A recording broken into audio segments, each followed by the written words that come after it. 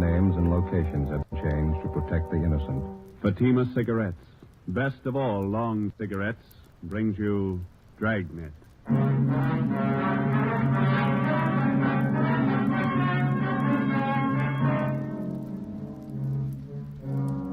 You're a detective sergeant. You're assigned to homicide detail. You answer an early morning call. A police officer on patrol duty disappears. Any attempt to contact him by car radio fails. Your job, find him. If you want a long cigarette, smoke the best of all long cigarettes. Smoke extra mild Fatima.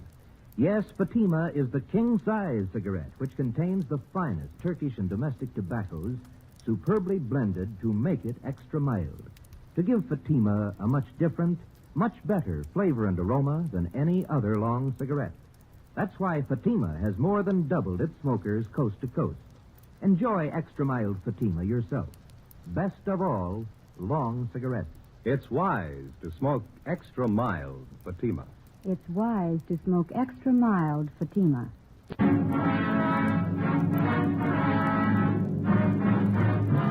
Dragnet, the documented drama of an actual crime. For the next 30 minutes, in cooperation with the Los Angeles Police Department, you will travel step by step on the side of the law through an actual case from official police files. From beginning to end, from crime to punishment, Dragnet is the story of your police force in action. It was Monday, June 4th. It was sultry in Los Angeles. We were working the early morning watch out of homicide. My partner's Ben Romero. The boss is Chief Detective Thad Brown. My name's Friday. It was 6:45 a.m. when we got to the Imperial Highway. San Pedro cutoff. All right. Friday and Romero? That's right. Pete Sutton, Sheriff's Department. How are you? Hello. We got here as soon as we could. Inspector Bowers fill you in? Yeah, Ed Baxter in Central Homicide told us to check with Bowers at the sheriff's office. Bowers directed us to come out here and lend you a hand. This thing happens so close to the county line, they figure both departments ought to go to work on it. Sure, glad to have you. Looks like a tough one. Is this the highway patrol car the missing officer was assigned to? Yeah. This is just the way we found it. We turned off the ignition. Motor was running, lights were on. It's been idling quite a while. The temperature was up pretty high. When'd you find it this way? 45 minutes ago. Missing patrolman's name is Eugene Brewer. State Highway Patrol called the Sheriff's Department a little before 6 a.m. Told us the missing officer wasn't acknowledging his radio call. I talked to Mark Benson. Is the radio all right? We checked it. In fact, it was operating normal when we found the car. Mike was out of the bracket, laying on the seat there. Yeah. Any ideas? No signs of struggle. No blood stain. This asphalt here. No footprints anywhere. Nothing on the shoulder of the road. You said the car was running? That's right. That eliminates any engine trouble. Yeah. No, there's more to it than that. Gotta be. Nobody has any idea why or when he left his car. You've got it all. You know as much as we do. What was the check on Brewer? Mark Benson says he's one of their top men. Been with Highway Patrol for 8 years. Good record all the way. Have you talked to anybody around here? Pretty remote spot out here. A lot of truck gardens. That's about all. My partner, Dave Terry, turned up one man. Maybe he's got something. That's him over by our car. Hey, Dave, would you send him over here, please? Who is the fellow? One of the farmers. Works at truck garden out here. Name's Henry Taniguchi. Lieutenant Sutton? Yes, sir. Mr. Taniguchi, this is Sergeant Friday in Romero. Oh, yes, sir. Oh, I see. I know you filled my partner in, but would you mind going over it again for us? All right. I can tell you very little. You know, we start work early in the garden. Yes, sir. Conrad, the fellow I work with, Conrad Ishikawa, we started in the string beans about 5 o'clock this morning. Bean patch near Imperial Highway. Yeah. We noticed a headlight stop off the side of the road. This happened all the time along the highway, but this stayed very long. Mm-hmm. About what time did you notice this, Mr. Taniguchi? Must have been 10 minutes past 5. I remember asked Charlie Fujikuni, our cultivator man, what time was. I see. Did you see or hear anything out of the ordinary? Oh, no, sir. We wait a while, and headlight do not move. Conrad and I decided maybe somebody was in trouble. This highway quite deserted early morning hours. What'd you do then? We walked up to see what was wrong. When we get close, we could see what state highway car, so we know everything all right. Mm-hmm. Did you see the officer in the car? Oh, no. Door was open on the other side. We thought maybe officer investigate something down in the brush. Did you see him down there? Oh, no. We just think he was check up something. So we go back to work. You saw nothing out of the ordinary, nothing unusual. No, we don't. We hear the radio play. We know everything okay. That checks out. The radio was functioning when we got here. Mm-hmm. You didn't notice any other cars around anywhere, did you? Oh, no, sir. Thank you very much, Mr. Taniguchi. Here's my card. Appreciate it. If you think of anything else, please let us know. Oh, yes, I will. What happened to officer in this car? We don't know. Oh, he's all right. Probably look for somebody. Well, that makes us even. We're looking for him. Monday, June 4th, 8 a.m. According to our instructions, we headed back to the Hall of Justice to check in with Inspector Gordon Bowers and Captain Garner Brown of the Sheriff's Department. They were coordinating a search for the missing highway patrolman, Eugene Brewer. Inspector Ed Backstrand, Central Homicide, was helping out. To the peace officer, cooperation with all branches of the various law enforcement agencies is essential. Each man on the force knows the value of a coordinated effort. He knows that without the aid of the many divisions of law enforcing bodies in his city and county, the task of maintaining law and order would be a total failure. The local officer depends on the men in the federal, state, and county departments as they depend on him. Without this coordination, no one department could survive. 8:25 a.m. We met with Inspector Bowers and Ed Backstrand in the sheriff's office. Nothing, huh? Nobody saw him. If somebody did, we haven't found him, Inspector Bowers. We both figured the only thing to do was to ask for cooperation of the newspapers. We got it. Pretty good layout, huh? The stories in every morning edition in town. They're running a picture and full description of the missing patrolman. Well, we talked to everybody we could find in the general area out there. We worked 2 hours at it. The spot where the patrol car was found is pretty remote. A couple of gas stations, some vegetable gardens. We told you about the Taniguchi fellow. Checked all his friends that worked with him. They couldn't add anything. Maybe the newspapers will turn up something. I sent a special detail out there to fan out and search the entire area, 5 square miles. Yeah, it'll take time. There's nothing else we can do. No, there's nothing more we can do. Nothing anybody can do until we can show them the patrol cars how to carry 2 men. Nobody seems to be able to do anything about it. And maybe they will now. Sending one officer out in a patrol car is like trying to run a trolley line with 1 man. How many cases can you remember in our department? Ed Dudman pulled a car over in Dogtown at 3 o'clock one morning. I remember. Driver turned out to be a guy with a record. Dudman couldn't know that. While he was making out the traffic ticket, the guy shot him down in the street. Dudman died before he could get help.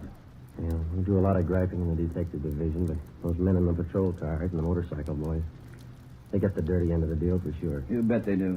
When a detective is sent out on a job, he knows who he's after, what he looks like, what he can expect when he finds him.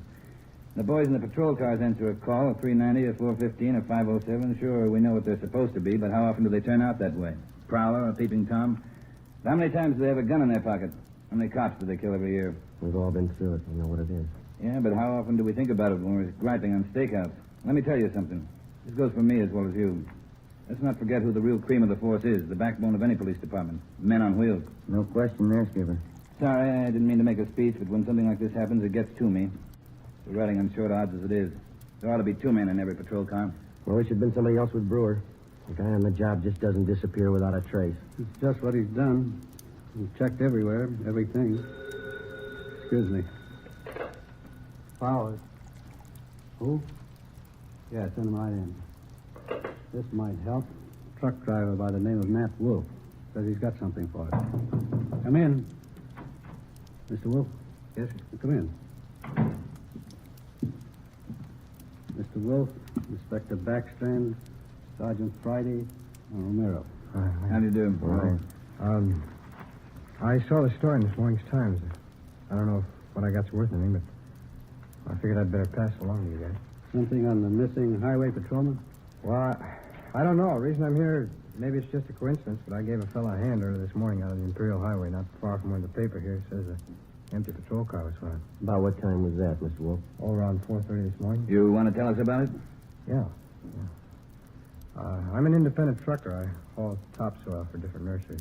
Stuff out there in Imperial's good rich stuff. We dig it right out the side of the hill. Yes, sir. Well, I just loaded up and was on my way back to town. This fellow flags me down. Said he'd had a flat, pulled out on the shoulder of the road to fix it. Said he didn't know it was sand. After he'd fixed the flat, he found out he stuck. He couldn't get his car. You gave him a hand, huh? No, that was a flat. He already had that fixed, but I towed him out. That's how I became suspicious of this fellow. How do you mean? Well, I offered to get out, hook up the tow chain. He said, no, just stay in a cab. I figured if he could do it alone, it was all right with me. Well, I pulled him out. Here's the funny part. Yes, sir? The chain got a kink in it from the weight of the pull. It's no mean job to handle that alone, but he says, well, he'll do it himself. Seemed to me like he didn't want me to get a good look at him or his car. I could be wrong, but, well, that's the way it struck me. Did you notice anything? Yes, I did. For one thing, I got to look at him when I threw on my backup lights and his car. That's a real funny one. What do you mean? Well, this is a fairly new car. I'd say no older than last year's model, a Plymouth. Well, at the risk of sounding completely nuts, I'm going to tell you that car looked like it had just been painted. There's nothing wrong in that, is there? Well, there is if you're off on the side of the road that time of the morning throwing cheap black paint all over a fairly new car. If he's using a spray gun, I could understand part of it. What's that? It was his license plate. Front one. It was all painted over. You couldn't read any of the numbers. Mm-hmm. What led you to believe he just finished painting his car? All his hands and arms and all of his clothes. Oh, I see. That kind of paint you put on the rag, you know. Oh, yeah. Well, I don't know. Was it worth bothering you guys about? You bet it was, Mr. Wolf. I can't tell you just what it means now. Maybe it doesn't mean anything, but certainly it's out of the ordinary and worth reporting to the police. Well, I hope so. I'd like to see you boys find that missing officer. Something's pretty rotten in Denmark about that one, huh? Maybe we found a hole. Maybe. Friday, I'd like to have you and Romero help out in the next step. What's that? Throw up a roadblock.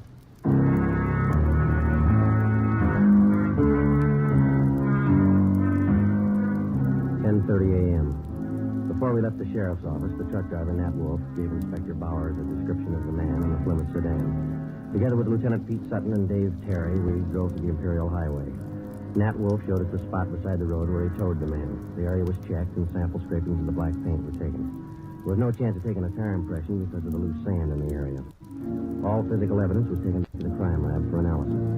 Nat Wolf returned to the office to check through mug books for possible identification of the man he helped out. Meantime, a special detail of men continued to search the area where the missing patrolman had disappeared. 3 a.m.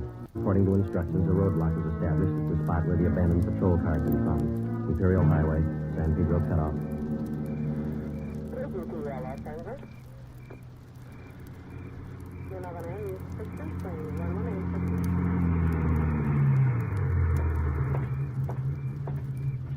Police business. Yes, Wonder if you could help us out. certainly. You travel this highway every night, ma'am? Yes, I do. I'm in the vegetable business. Did you come this way last night about this time? I run pretty much on schedule. Yes, I did. Did you notice anything unusual along the highway? I bet I know what this is about. That missing highway patrolman. Yes, ma'am. We're stopping everybody to see if they can give us any information that might help us out. Oh, I wish I could, but I didn't see a thing. That poor fellow. Do you think you'll find him? We're trying awful hard. Sorry, I can't help you. Can I go now? Yes, ma'am. Thank you. How'd you do? Nothing. What time you got, Joe? Almost 4. Got a little more hot coffee in that jug. You want some? Fine with me, ain't it?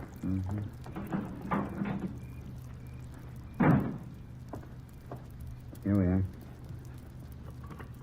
Cups in the lid here. Ben, Joe? Thanks, Lord. Watch your fingers. Hot. Yeah.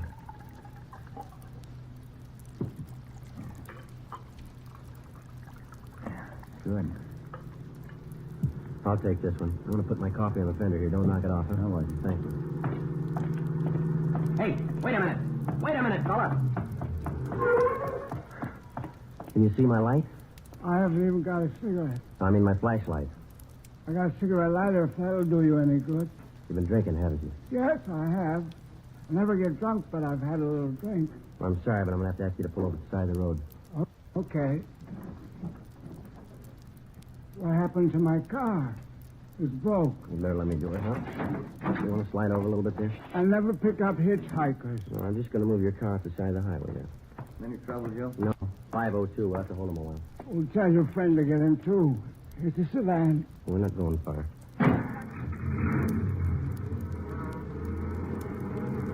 Where are we going? Right here. Is this the road to Pismo Beach? No, sir, not this one. Well, that dirty little Ernie, he lied again. He hates clams. What's that? I've been trying for 5 months to get to Pismo Beach for a bowl of clam chowder. I haven't made it yet. All right, you just sit here a while and sober up, will you? I'm going to hold on to your keys. I'll give them back to you. You haven't got a bottle in the car, have you? No, I never drink and drive. Alcohol and gasoline do not mix. Yeah. You drive this road every night? Every night. Ernie keeps telling me to take me to Pismo Beach. I love clams. You just sit here and sober up. Happy drunk? Yeah, he's too drunk to drive. Yeah, getting along towards daylight. Where'd I put my coffee? Oh, I've put it over here, Joe. Afraid we knocked it off. Oh, thanks. This one's mine. Dave. You seem to come in bunches. You get 2 or 3, and then you wait for an hour. You know, they don't use this highway much since they put through that alternate, you know. Police business. Yes, sir? You travel this highway every night about this time? Once in a while. Haven't been over this way in a week. You didn't drive this way last night. No, sir, I didn't. Anything the matter? Routine check. Thank you very much. You can go on. Nothing. Yeah. Well, looks like a hopeless job, doesn't it? Business is picking up. Here comes another one. Looks like one of your sheriff's cars, Pete. Yeah. Reynolds, homicide. Pete Sutton? Yeah, Reynolds. You can pack up. They found him. Is he all right? 2 bullet holes in the back of his head.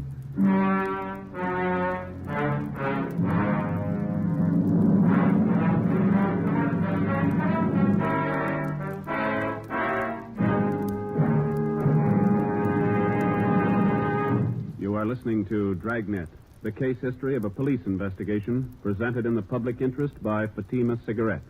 If you smoke a long cigarette, it will be in your interest to listen to a typical case history of a Fatima smoker. It's the case of Northwest Airlines stewardess Jean Madsen. You'll see her picture in leading magazines this week. Now, her actual signed statement. There's one thing I really look forward to after a long flight. A good, mild smoke. That's why I prefer king-size Fatima. It's milder than any other long cigarette I've tried. Yes, I agree. It's wise to smoke extra mild Fatima. And so do more and more smokers every day. Actual figures show extra mild Fatima has more than doubled its smokers coast to coast. So enjoy extra mild Fatima yourself. The king-size cigarette, which contains the finest Turkish and domestic tobaccos, superbly blended to make it extra mild. You will prefer Fatima's much different, much better flavor and aroma. You will agree. It's wise to smoke extra mild Fatima. It's wise to smoke extra mild Fatima. Best of all, long cigarettes. 5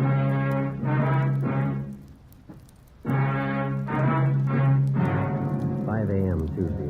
The body of Highway Patrolman Eugene Brewer was found half buried in a shallow grave approximately 4.5 miles from the point where his car had been found standing on the highway. The scene was roped off, photographed, measurements were taken, and the area carefully gone over for any physical evidence. A few scattered residents were again checked and asked if they'd heard gunshots. Since the nearest dwelling to the place where the body was found was 2 miles, there was a possibility that they could have not heard the shots. No one could give us any further information. The coroner's autopsy showed that Patrolman Brewer had been shot 3 times in the chest, 1 bullet directly entering his heart. He'd also been shot twice through the base of the skull. 1 p.m. Wednesday. I get it. Homicide, Friday. Pete Sutton, Joe. Yeah. Just had a call from our Hollywood substation. Woman reported her car stolen on Sunday night. Thought the guy was going to bring it back. That's why she didn't report it sooner. And what about it, Pete? Plymouth sedan, last year's model. Same type the truck driver told us about. Sounds good. We already have a broadcast out on it. We're putting out an APB now. You want to check and see if they got it on tonight's hot sheet? Right. Anything on the guy who stole the car? Boyfriend of the woman who owned it. He left her in a restaurant and got away with her car. Remember the description of the guy the truck driver helped out Monday morning? Mm-hmm. The guy that stole this woman's car, it's the same. Yeah. Still doesn't prove he had anything to do with it. Doesn't prove he didn't. Together with Pete Sutton and Dave Terry from the sheriff's office, we drove out and interviewed the woman whose car had been stolen. She told us that the man who had taken her car had also been seen in the company of one of her girlfriends, a Miss Helen Farrell, who worked as a cashier at a Hollywood theater. The Farrell girl identified the man as Mike Lapino, and she gave us a snapshot of him. She also gave us his last known address. We had no actual tie-in between the theft of the woman's car and the murder of Patrolman Eugene Brewer, but the circumstantial evidence made it at least worth checking out. The only car known to have been in the vicinity the morning of the murder was the car the truck driver, Nat Wolf, had reported. The same make and model car had been stolen the night before the killing. The general descriptions of the man from 2 different people tallied closely. We figured before we'd pass this lead by, we'd check it out all the way. 4 p.m. Wednesday. We met with Inspector Bowers at the sheriff's office.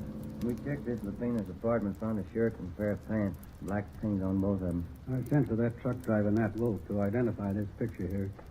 You find anything else in your phone? Well, this address book, there's no local places in it. They're all Las Vegas, Nevada addresses. That's it, huh? Yeah. What'd you get from the record bureau on the guy? The I Bureau pulled the package on him. There's his mama sheet. Thank you. Mike Lapino. Spent some time at San Quentin. Armed robbery, grand theft auto, assault. Pretty good record. We're still not positive he had anything to do with the Brewer killing, but he's got the training for it. Yeah?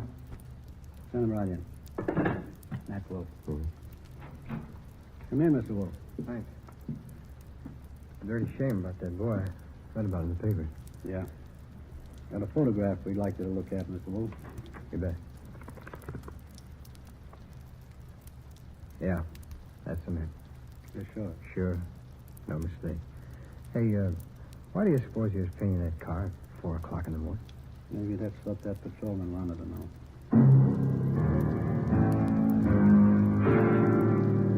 We waited for an answer on the APB. 2 days passed. Saturday, June 9th. Received a phone call from the Las Vegas, Nevada Police Department. The stolen black sedan had been found in the downtown area of Las Vegas.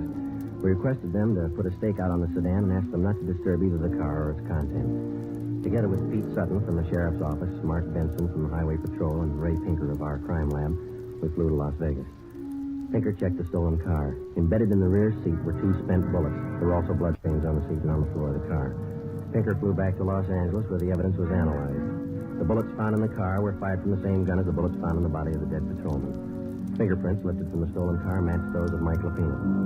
Saturday afternoon, we checked in with Chief Harry Miller, Las Vegas Police Department. This is all you've got on him, huh, Chief? That's most of it, yeah. Since we staked out that black sedan, I've had the town covered for Lupino. No one saw him abandon that car, huh? No one we know of, no. Had good cooperation from the newspapers. Story's been on page 1 since the thing broke. Anything come of those names we got from Lupino's address book, the ones we phoned for you? Let's see, I got the list out here. Yeah, here we are. These are the ones my men have checked out already. George Connolly, nothing there. Harry Carlson, he and his wife have been checked out, nothing there. William Spencer, nothing at his place. We've got them all staked out. At least 2 to go, huh? That's right. We're checking the last 2 now. Nothing from the railroad stations, the airline? Yeah, they've been covered ever since we got your phone call. I could be wrong, but I think your man's still here in town. Any reports on him? A couple of wild ones, nothing definite. Checked them out. Had one this morning from a dealer at one of the clubs downtown. About 10:30 this morning, he saw Lupino playing the 2-bit slot machine. They showed him his mugshot. He swears it's the guy. Yeah, well, all we can do now is sweat it out, huh? My men have covered everything. I don't know what else we can do. Yeah. Excuse me. Sir. Chief Miller. Yeah? You sure, Tim? No, don't try to handle it alone. Keep the place covered the best you can. We'll be right out. They found him. 2 Las Vegas detectives named Billings and Vance answered a phone tip from a grocerman in the east end of town. He said a man had been buying groceries from him for the past 2 days and lived in the apartment house above the store. The 2 detectives showed the grocerman Lupino's mugshot to give a positive identification. They then checked with the apartment house manager. After looking at the mugshot, he identified Lupino as the tenant in apartment 10B. Detectives Billings and Vance staked out the place until our arrival with enough men to cover the area.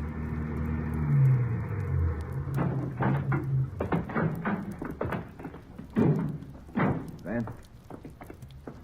Hey, Chief. What's the story? Well, he's in there. Hasn't been out all day. Apartment 10D. We'll take the front, Chief. Manager thinks Lupino has a gun. Maid was cleaning the apartment, found some loose slugs in the dresser drawer. You still want it, Freddy? Oh, sorry, headache. Joe and I will go in, Chief. Right. Vance, get some men up on the roof to cover. We've already fanned him out around the building. I don't know what they tell you in L.A. on one of these things, but here we tell them to be careful. Right, Chief. Joe? So.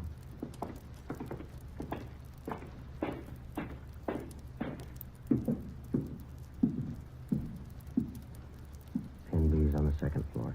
Let's take the stairs, Chief.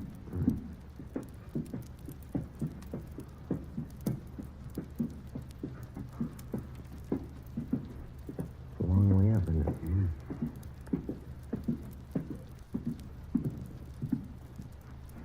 This way.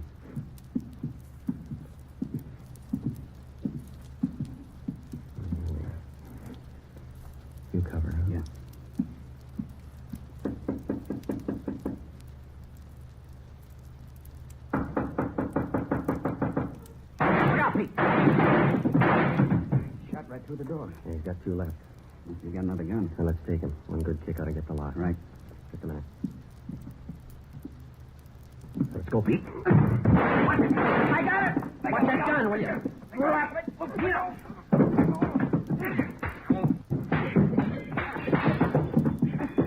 Let it alone, Lupino. I got it. All right, come on, get up. You all right, Pete? Okay. I get the cut. What's the big idea? You tell us. You killed that patrolman. He got tough. You didn't have to kill him. Spotted the stolen car. What else could I do? Come on, you. He had as much chance as I did. That figures. Yeah. 2 bullet holes in the back of his head.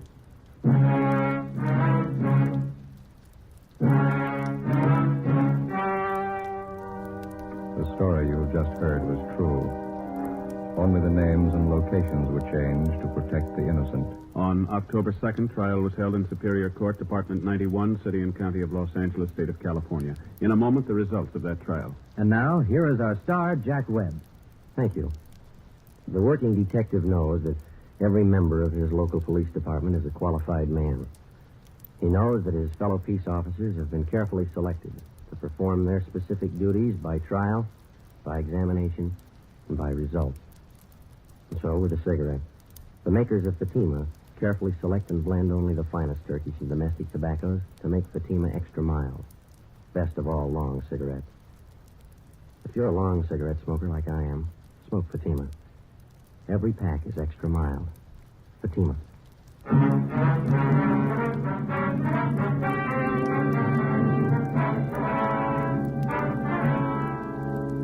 Michael Everett Lupino was tried and convicted of murder in the first degree. The jury failed to recommend the death penalty. Lupino is now serving his life term in the state penitentiary. Ladies and gentlemen, the Los Angeles Police Department requests the cooperation of all Dragnet listeners in the following police matter.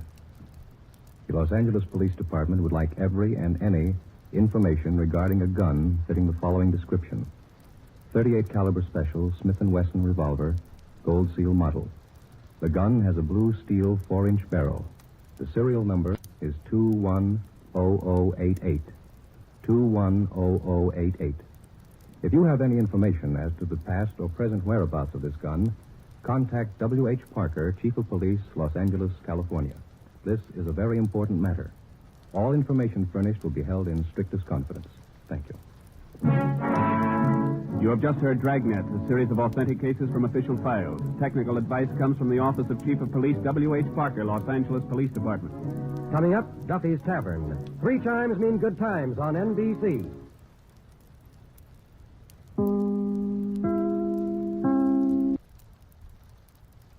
Good times on NBC.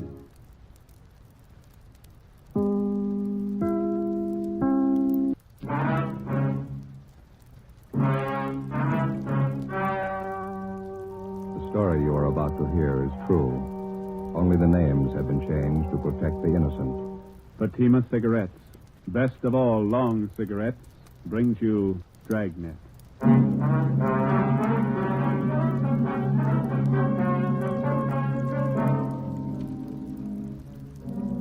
You're a detective sergeant. Assigned forgery detail. An accomplished check forger is at work in your city. His victims, small businessmen. You know his M.O. You don't know his identity. Your job, get him. If you want a long cigarette, smoke the best of all long cigarettes. Smoke extra mild Fatima. Yes, Fatima is the king-size cigarette which contains the finest Turkish and domestic tobaccos superbly blended to make it extra mild. To give Fatima a much different, much better flavor and aroma than any other long cigarette. That's why Fatima has more than doubled its smokers coast to coast. Enjoy extra mild Fatima yourself. Best of all, long cigarettes. It's wise to smoke extra mild Fatima. It's wise to smoke extra mild Fatima.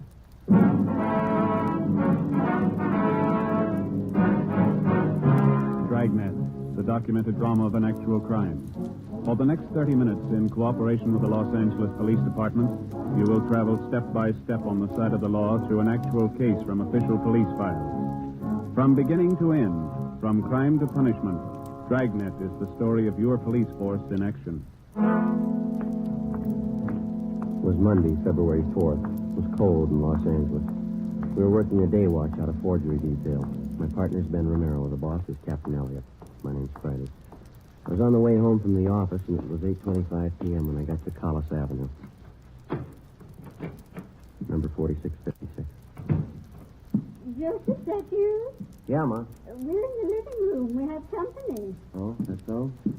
Hello, Joe. Well. You remember Mary Fowler, don't you, Mr. Joseph? I sure do. How are you, Miss Fowler? Just fine, Joe, thank you. Joseph's shopping out this way and thought I'd stop by and have a cup of tea with your mother. Oh, it's good to see you. How are things in the old neighborhood, huh? Oh, pretty much the same. Oh, Miss Daly, remember her? Mm-hmm. Finally died. Oh. I suppose it was for the best, though. I was just telling your mother. Jim and Louise Watson finally moved. Jim got a new job. How about Altadena? Oh, that's so. Yeah. My, you certainly looking fine, Joe. Don't you wear your police uniform anymore? Oh, my, no, Mary. Joseph's in the detective bureau now. Hasn't worn his uniform for years. Oh, that's right. I remember now. That note you sent with your Christmas card year before last. What do you do now, Joe?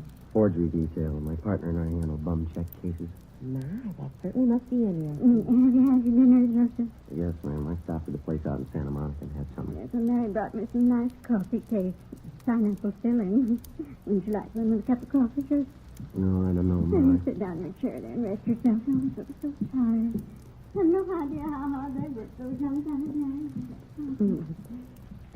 You remember Genevieve, don't you, Joe? My oldest girl? Oh, yeah, sure. How is she? Oh, just fine. Lots of boyfriends as usual. Going out all the time. Oh, that's good. She asked to be remembered to you. I think you and Jen were stuck on each other at one time, weren't you, Joe? Oh, went to a couple of dances in high school. And I think she started going steady with another fella, didn't she? Young girls. You never know when they're well off. Here's your coffee, Joseph. Set it here on the end table. Right. I don't think I can use it, Ma. Delicious coffee cake. Now, how fresh it is. Yeah, nice. Oh, my, 8:45. I should have left half an hour ago. Oh, you have to go, Mary? Our visit's always so short. Well, I got a lot of ironing to do. And I have to make Carl's lunch. He's always so fussy about his lunch. Yes, and I get your coat. Well, it's nice seeing you again, Joe. Do you want to be remembered as Genevieve? Yeah, tell her hello, will you, Miss Fowler? If you're over our way, be sure and drop in and see us, won't you? Genevieve's home at the office by 6. So often says she'd like to see you again. Oh, thanks. Good night, Joe. You be sure to come and see us now. Jen will be looking forward to it. Okay, Miss Fowler. Good night. I'll show you the door, Mary. You remember the door, the neighbors. All right, yeah, I don't leave it there. Good night. There's certain Mary. Having a hard time trying to find a husband for Genevieve. Yeah. Hey, Ma, I'm not very hungry. I can't eat now. Oh? It seems such a shame to waste. That's a lovely coffee cake. Then you're still on the same case, Yeah, same one. You're taking it awfully long time. Well, we've been on it 2 months, yeah. I'll never understand it when people write bad checks. Always get caught. Well, it's easy living while it lasts. Well, you know what the man's handwriting is like. Don't you know his man is? Well, we think so, Ma. We're not sure. There's hundreds of check men who work almost alike. Some of them even look alike. There's always a big enough field to pick from. Our problem's picking the right one. Well, I don't know much about it, but the whole thing's kind of silly to me. Well, how's that? What's this man supposed to be doing? Going around your small neighborhood store, stashing $15, $20 checks? Well, if he got himself a job, he could probably earn that much in one day doing good, honest work. Say, Ben didn't call before I got home, did he? Wasn't he with you? Well, he was going to interview one of the bum check victims on his way home, a grocery store owner down in Highland Park. Might be him now. Oh, now, don't hang on that phone, Joseph. It's coffee gets cold. Yeah. Friday talking. This is Ben, Joe. We got a partial identification from that grocer's, nothing great. Which mugshot did he like? Stanley Beelberg. Grocer thinks it might have been the guy who pushed the check. He can't be sure. 33 bum checks passed. Same M.O. Not one positive identification. Something's phony, isn't it? It's got me stopped. We know the endorsements on every one of those checks was written with the same guy. Used practically the same story on every one of his victims. Yeah. Those 33 people are either blind or they're kidding us. Well, there's only one other answer. Huh? We're looking for the wrong man. For 2 months and 2 days in different shopping districts throughout the city, a man described as well-dressed and middle-aged has been passing worthless checks on independent neighborhood businessmen. Most of the victims were proprietors of small shops, meat markets, liquor stores, grocery stores. In none of the cases was the check written for more than $25. With the help of the Stats Office and our Record Bureau, we've gone through the list of experienced checkmen until we found one man whose description and M.O. matched perfectly with that of a suspect. The man's name was Stanley Bubeck. We can't locate him, Captain. Another thing, we can't get a positive identification from any of the victims. And find a suspect they can identify. You've been tracking the guy for 2 months. What's the big mystery? Well, we tabbed the man as Stanley Bubeck, and his record and his M.O., his description, they all tie in perfectly. Now we're not sure it's him. What do you mean? Well, if it is Bubeck, it's almost a sure thing that one of the victims could have made him on one of his mug shots. None of them can make up their minds. Look, maybe one of you two would like to be captain of forgery for a day, sit in this office and listen to complaints come in over that phone about this guy, the front office, neighborhood businessmen's clubs, retail merchants. They tell me they're troublesome and passing them on to you. Now, whoever this paper hanger is, we want him, and we want him fast. Lousy little $20 checks. We'll probably have a lot better target if he tries something bigger. And don't think he and 100 other checkmen like him don't know that. You won't find them stealing company paychecks and flooding the town with paper.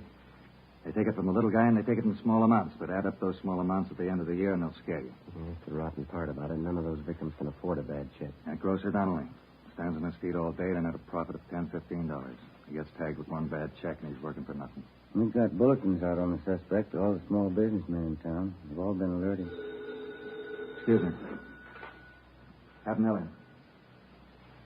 Yeah, okay, Don, right away. Don Myers. He went over the handwriting of those last 3 checks. Wants to see you. Okay.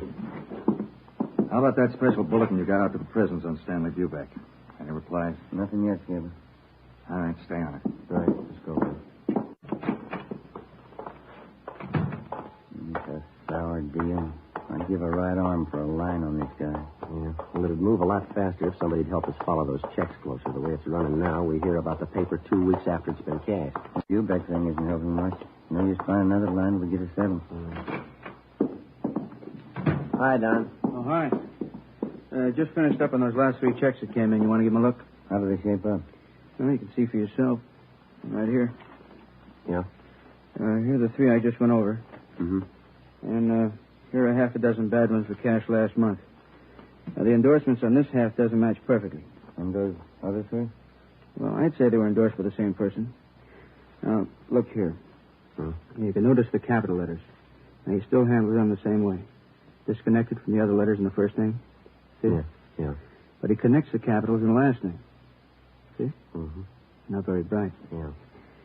Not much doubt in my mind. All the other handwriting factors tie in. Form, skill, shading. They all match up.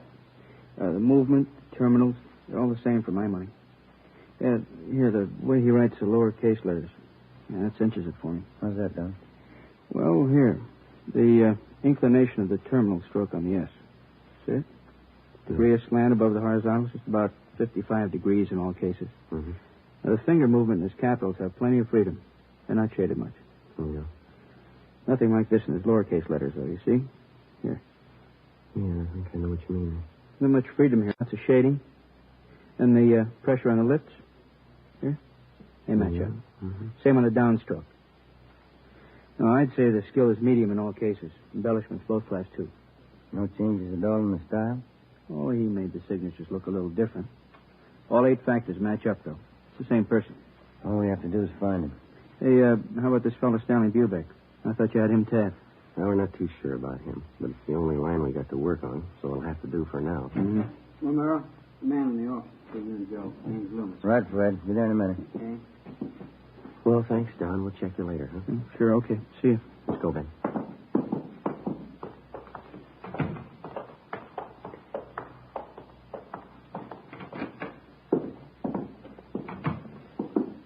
How do you do? You Mr. Loomis? Yes, sir. Sergeant Romero? No, this is Sergeant Romero here. My name's Friday. Oh, How are how you do? What can we do for you? It's about these checks, Sergeant. These right here. Yeah? You see, I run a delicatessen out on Sunset, and a few days ago, a new customer came in for a few things and paid for them with these checks. He came in twice. Yeah, go ahead. Well, I got the checks back today. They're no good. I tried to look up the man at the address he gave, but there's no such address. Mm-hmm. You can see one's for $15, the other one's for $20. The reason I asked for you men is because I know the man who runs the drugstore across the street, George Holmquist. He had some bad checks about a month ago. He said you took care of them. Oh, yeah, I remember. Do you recall the man who passed these checks, Mr. Holmes? Yes, I think I do. He told me he was new in the neighborhood and he was looking for a place to trade. Well, I guess we're all anxious for new business. I took the checks. You got those shots there, Ben? Yeah. Here we are. Thank you. How about these men, Mr. Loomis? Any of them look anything like the person who passed the checks on you? No. Let's see. This one, yes, it does look like the man in a way. I don't know if I could be absolutely sure. Stanley Bubeck, same MO. Beg your pardon? Well, it looks like you're stuck with a couple of bad ones, Mr. Loomis. Probably the same man who passed checks on your druggist friend. Well, we're doing everything we can to run this man down. But what about the checks? Isn't there anything I can do about them? No, sir, I'm sorry. Not right now. We would like to have you make out a crime report, if you will, and would you leave these checks with us? Yeah, good. Friday. Romero. Here's Mr. Loomis. This just came in for you. Reply from Salt Lake City, Utah on that bulletin you sent out on Stanley Bubeck. Yeah. He's been in jail for 5 months. We sent a request to Salt Lake asking him to question Stanley Bubeck if he knew of any forger who matched his description or used his M.O. Bubeck could tell us nothing. Wednesday, February 6th. We threw away the results of 2 months of investigation. We went back and started from the beginning. Despite all precautions and warnings, the checks kept coming in at the rate of half a dozen a week. The same M.O. was used. The same handwriting showed up in the signatures on the checks. Again, with the help of the staff and the statistician's office and the record bureau, we waded through hundreds of names of known checkmen and compiled a new list of 38 possible suspects. Each one fitted the general description of the forger. Each one, at some time in his forgery career, had used the same general method of operation. Well, after days of legwork, we finally boiled down the list of possibles to 3 names: George Roberts, James Young, and Harry L. Johansson. We got out a flyer to all the small businessmen in the areas where the forger operated. Another week passed. The worthless checks kept showing up at the rate of 2 and 3 a day. On February 21st, Ben and I answered a call from a druggist in the Echo Park district. He bought some toothpaste and a carton of cigarettes, Sergeant. Asked me to cash a $20 check for him. Did you ever see the man before, sir? No, he gave me the same old story about being new in the neighborhood. That's when I remembered that police bulletin the department sent me. Mm-hmm. Do you still have that bulletin? No, I looked it over, and then I guess it got mislaid. I wonder if you'd mind taking a look at these pictures here. Not at all. These right here. Mm-hmm. Sure. This one right on top, that's the man. You sure? I am. It only happened a few hours ago. Do you know who he is? Harry L. Johansson. That's the name we have on him. It doesn't mean anything to me. He got real huffy when I wouldn't take his check. Stalked right out of the store. Very suspicious. Did you follow him? No, I told Ralph, my clerk, to follow him. Ralph. Yeah, Mr. Butler? You want to tell these officers about that man this morning? Oh, I followed him down the street for a block and then turned the corner. That's where I lost him. Oh, it's too bad. Yeah, all I got was a license number.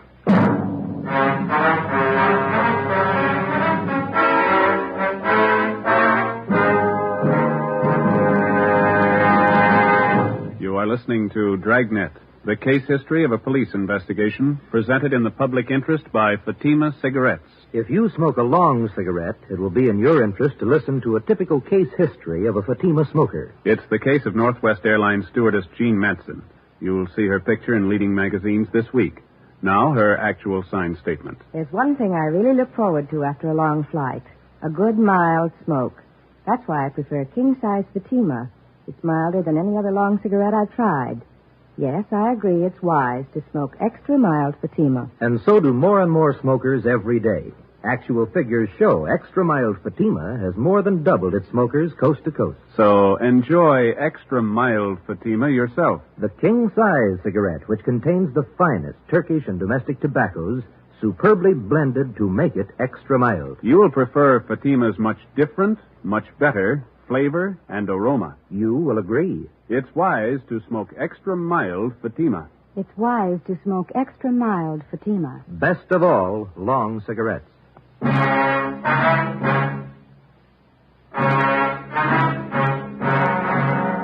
September 21st, Thursday, 3 p.m. We took the license number which the drugstore clerk had given us.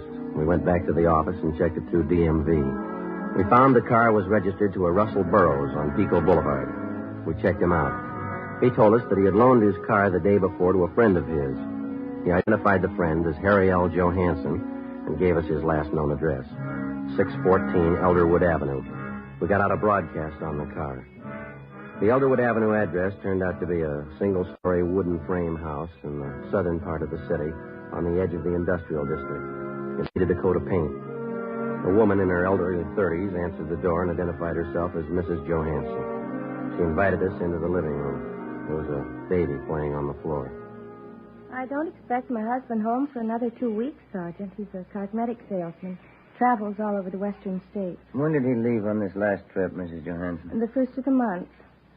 Why, is anything wrong? What's the name of the cosmetics company that your husband works for? Harrington Universal. Offices are down on East Main. Mm-hmm. Do you know a friend of your husband's named Russell Burroughs? Yes, I do. He's kind of a friend of the family. Please, Sergeant, if there's anything wrong, I ought to know. We talked to Mr. Burroughs this afternoon. He told us your husband's in town. Burroughs loaned him his car. Harry? That's silly. He's still on the road. He'd certainly let me know if he was coming back early. You sure of that, ma'am? Would you excuse me a minute, Sergeant? I'll have to put the baby to bed. Certainly, ma'am. Come on, Bobby. I'll be back in a minute. Kind of a funny setup, isn't it? How do you mean? Well, if Johansson's pushing bum checks, the money isn't going into his home here. Wife doesn't act like she knows anything. Seems cooperative. Afraid we're going to have to level with her if we're going to find out anything, huh? Mm-hmm. You sure got a cute little girl. I'm sorry, Sergeant. It's perfectly all right. Just a few more questions.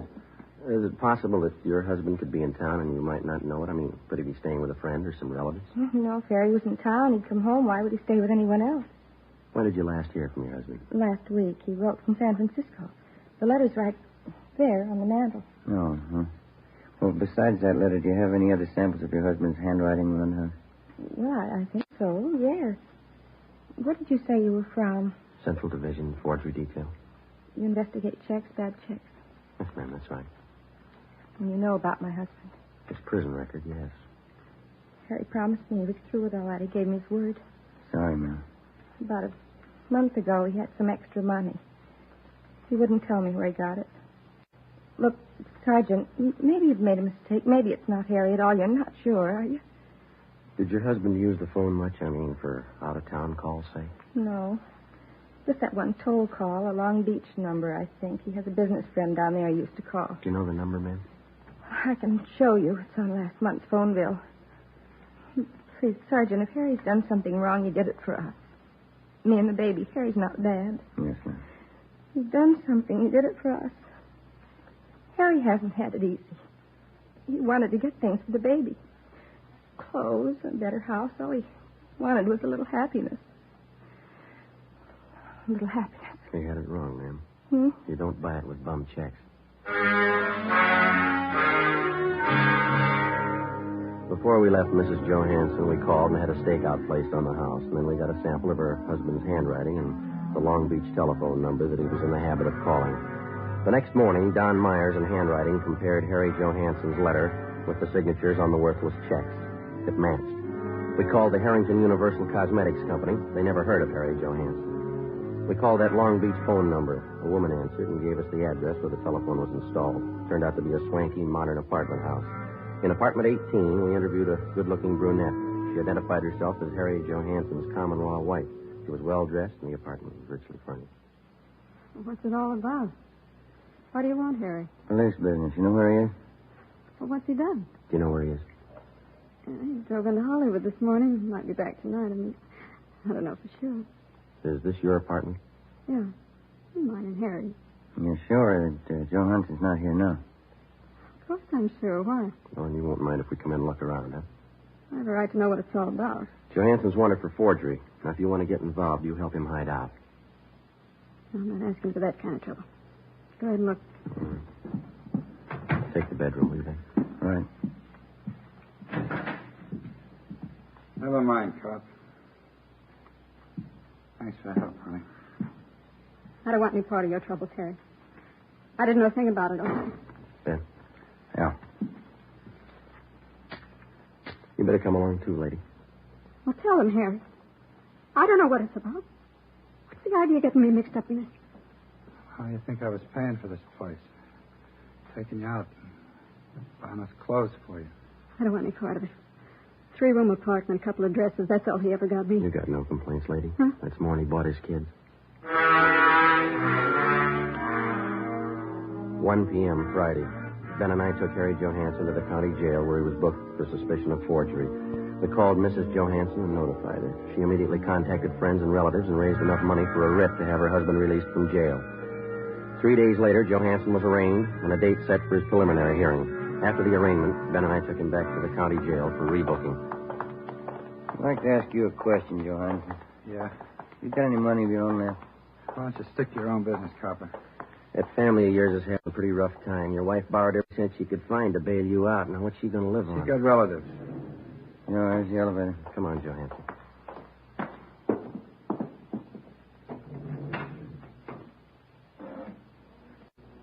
They're not going to put me back in Folsom. Not in 100 years. You've done 2 stretches already for hanging paper. You should have known better, mister. You got it all figured out, haven't you, Fuzz? Well, I'm not going back. Take it easy. You got a couple of more weeks on bail before the trial. Yeah. A couple of weeks. What's the matter with you? Don't you feel well? They won't get me back to Folsom. You're not making it any easier on yourself. All right, Archie.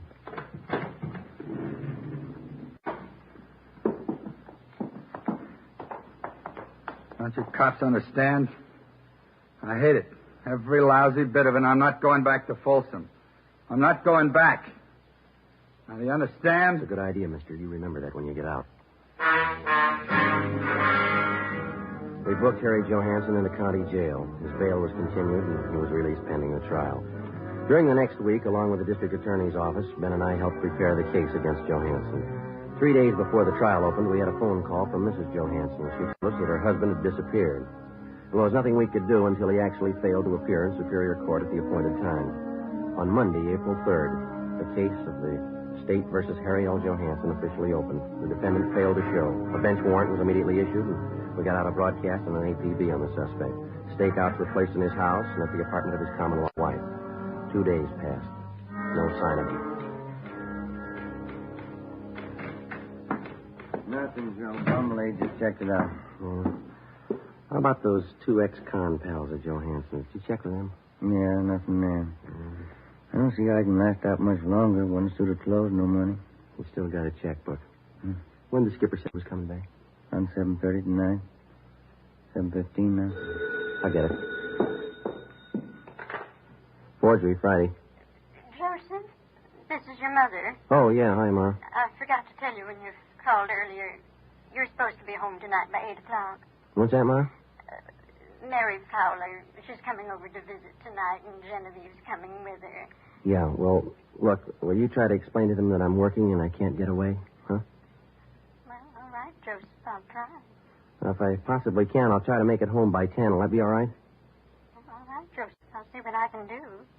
Genevieve's going to be disappointed. Yeah. If I'm later than that, don't wait up for me, huh? Yes, all right then. Bye, Ma. Yeah. Bye, Joseph. Oh, hi, Skipper. The call just came in. Yeah? They found Johansson.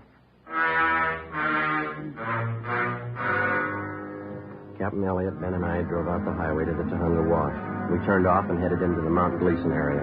Captain Elliott directed us onto a dirt road. Halfway up one of the mountains, we spotted a group of cars pulled off on the shoulder of the road. We parked behind them, got out, and started over. Who found the car, Skipper? One of the people living back in the hills spotted it on his way home from work. Coroner got here in a hurry. Yeah. Hi, Dave. How you doing, Joe? Captain Elliott. How long's he been dead? Since last night, I figure. Come on over. Yeah. You talked to the man who found Johansson's body, Dave? Yeah, he didn't touch a thing. What'd you find? Powder burns on the temple, powder on the hand. Boys from homicide found the note. It's on the seat right next to him. Here it is, here. It's been checked. Yeah, thanks. All ties in, huh, Dave? Pretty tight, yeah. Gene Bechtel from homicide wants to talk to you, Captain. Okay, be right back, Joe. Right. Who do you address the note to, Joe? His wife? No, his girlfriend. Look what he wrote it on. Yeah, blank check.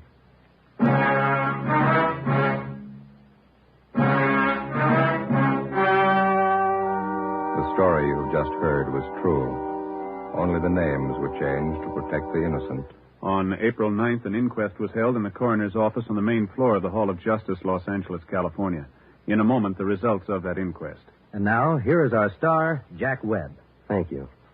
The working detective comes in contact with many people in his daily tour of duty, people who are willing to cooperate and those who won't even try.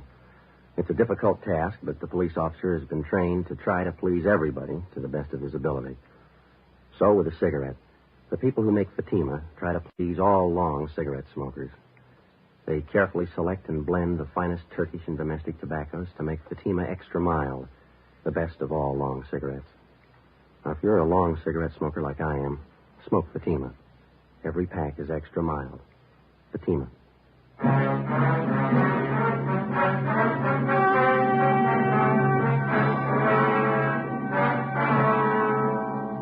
On April 9th, the coroner's jury returned a verdict that the death of Harry L. Johansson was caused by a gunshot wound in the head, self-inflicted.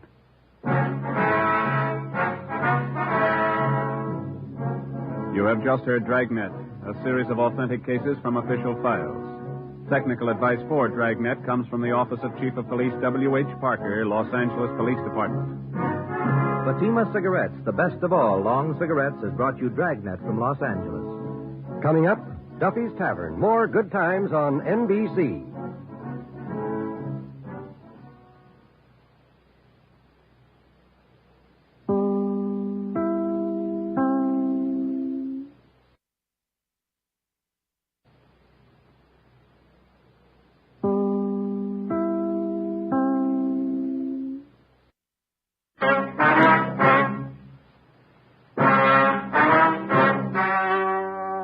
The story you are about to hear is true.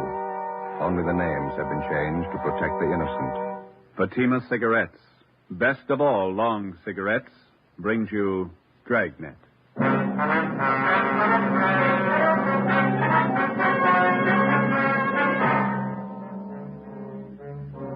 You're a detective sergeant. You're assigned a homicide detail. An old couple suddenly disappear from one of the fashionable neighborhoods in your city. There's no trace of them, not a clue to their whereabouts. Foul play is suspected. Your job, find them. If you want a long cigarette, smoke the best of all long cigarettes. Smoke extra mild Fatima.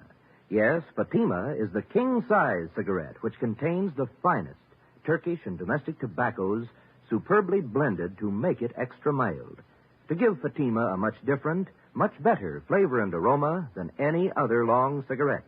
That's why Fatima has more than doubled its smokers coast to coast.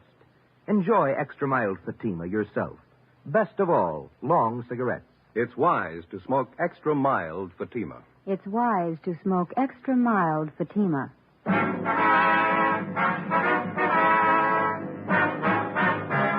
Dragnet, the documented drama of an actual crime. For the next 30 minutes, in cooperation with the Los Angeles Police Department, you will travel step by step on the side of the law through an actual case from official police files. From beginning to end, from crime to punishment, Dragnet is the story of your police force in action. It was Saturday, September 30th. It was warm in Los Angeles. We were working the day shift out of homicide. My partner's Ben Romero. The boss is Captain Blaine Steed. My name's Friday. It was 3:45 p.m. when I got to room 67A. Missing persons. Hi, Joe. Hi. Where's Al? Next door. I'll be back in a minute. Oh. There's a phone message for you in the book from your wife. What is it this time? She didn't say. Sure been a bad week. Oh, what's the matter? Lucille. Who? Our cat. Again? Kittens. Had 11 of them by the time I left the house. He was a healthy kid. Yeah. Don't know what I'm going to do with him. Hey, your mother likes cats, doesn't she, Joe? You gave us 2 from the last litter. We still got them, as healthy as their mother. Yeah? Never pass up a meal. Hi, Joe. Hi, Al. Sorry to keep you waiting. Just getting this report straightened out. Here you go. Mm-hmm. Mr. and Mrs. Walter Apperson. How long they been missing? Well, today's the 4th day. They're an elderly couple. One of their next-door neighbors got a little worried when he didn't see him around the house. Came in yesterday and filed a 316 on him. Let's see. Clarence Stokely. Is that the neighbor? Yeah. It says here he lived next to the Appersons for 28 years. Never known him to take off like this. Checked Apperson's cottage out there. Dirty dishes on the kitchen table. Not the way an old couple would leave a house normally. And how about friends and relatives? And Stokely called him. None of them have seen or heard from the Appersons for a week. Checked out 2 of their 3 living relatives, cousin in Eagle Rock and East in Alhambra. They don't know a thing. Wonder if I can see that, Dan. Oh, yeah. Thank you. Well, how about the third relative? Nephew, is that it, Joe? Yeah. Frank Apperson. Says here he goes to a private college out near Monrovia. Yeah, I haven't been able to contact the kid. He's away on a vacation. Possible the old couple might be with him?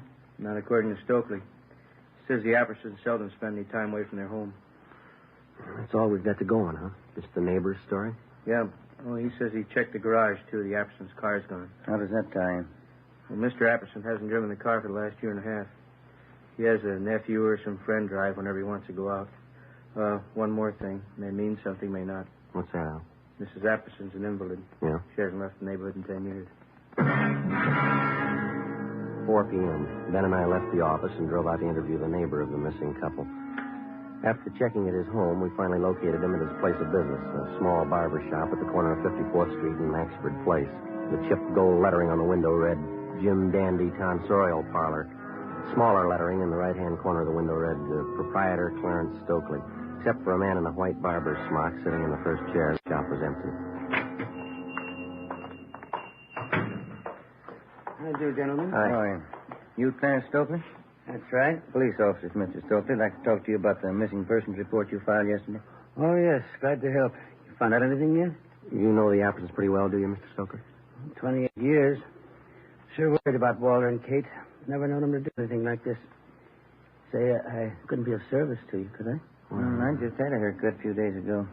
How about you, Joe? Looks like you could stand a trim. We could talk it over while I cut your hair. Don't think we'd be disturbed.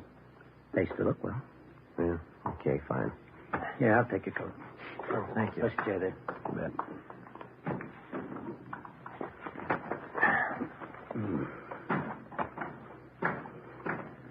Mr. and Mrs. Apperson didn't mention anything about going away on a trip, did they? Not a word. That's what makes it so strange. Here, let me fix this around your neck, chair. Oh, yeah, thanks. Play cards with them twice a week, usually. Katie Apperson's a fine whist player. Want me to take some off the sides here, officer? Yeah, please. Not too much, though. When did you first notice the Appersons weren't home? Tuesday night. We thought we might go over and play some cards. I see. Is that enough off right here, officer? Let me see. Yeah, that's fine. How is it you waited until yesterday to report the Appersons missing? Wife and I are great friends of Walt and Katie's, but it's certainly none of our business if they want to go off for a few days. Uh-huh. Besides, we thought if anything was wrong, Buzz would have said something. Who is Buzz? Anderson's nephew, Buzz. Name's Frank, but everybody calls him Buzz. I thought he was away at school, a place out near Monrovia. Yeah, Stanley College, private school. But he only stays there part of the time. He's usually home early in the week. We were under the impression that this nephew, Buzz, was on a vacation. That's so. That's the first I've heard. Funny, Walt and Katie would have told us. Apple? No, it's all right. Keep it a little down. Head down. Yeah. You, think the nephew might account for the Appersons' car being missing? You think he might have taken it on his vacation? Possible, I guess, but I think Walt would have mentioned it. That car was old, but he was particular about it. Mm-hmm. Maybe fit it out on top here a little? All right, fine. Do you know the nephew at all? Pretty well. Nice young fellow. He got along with his aunt and uncle all right, did he? Yes, indeed. Much like them both. Do you have any idea where the Appersons might be, Mr. Stokely? No, I don't. Neither does my wife. That's why we called you people. We don't mean to be Badinsky's, but we're worried. Maybe just a little more off the top, officer? No, I think it's fine. It's okay. You have no idea where we might find the nephew, Buzz? Not if he's away on vacation. Might check with the school. Buzz might have gone off with a couple of his friends. Do something to dampen that down? Yeah, fine.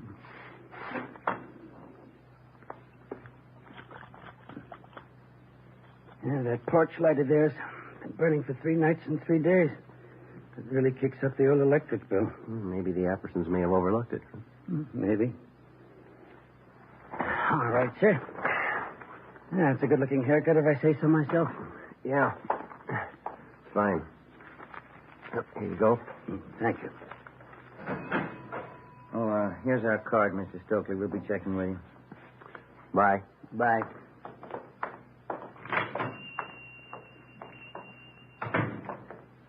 Can I borrow your comb? Barbara never combs your hair right.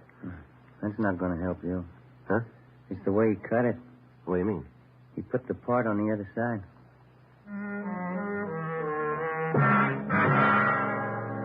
After we left Clarence Stokely's barber shop, we drove out to the Apperson home on 54th Street, just below Seaboard Avenue.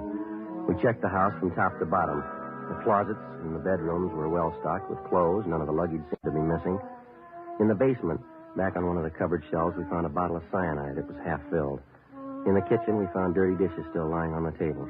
We put in a call to Ray Pinker at the crime lab, and he came out and took sample scrapings from each of the 3 plates and specimens from each of the half-filled cups of coffee on the table.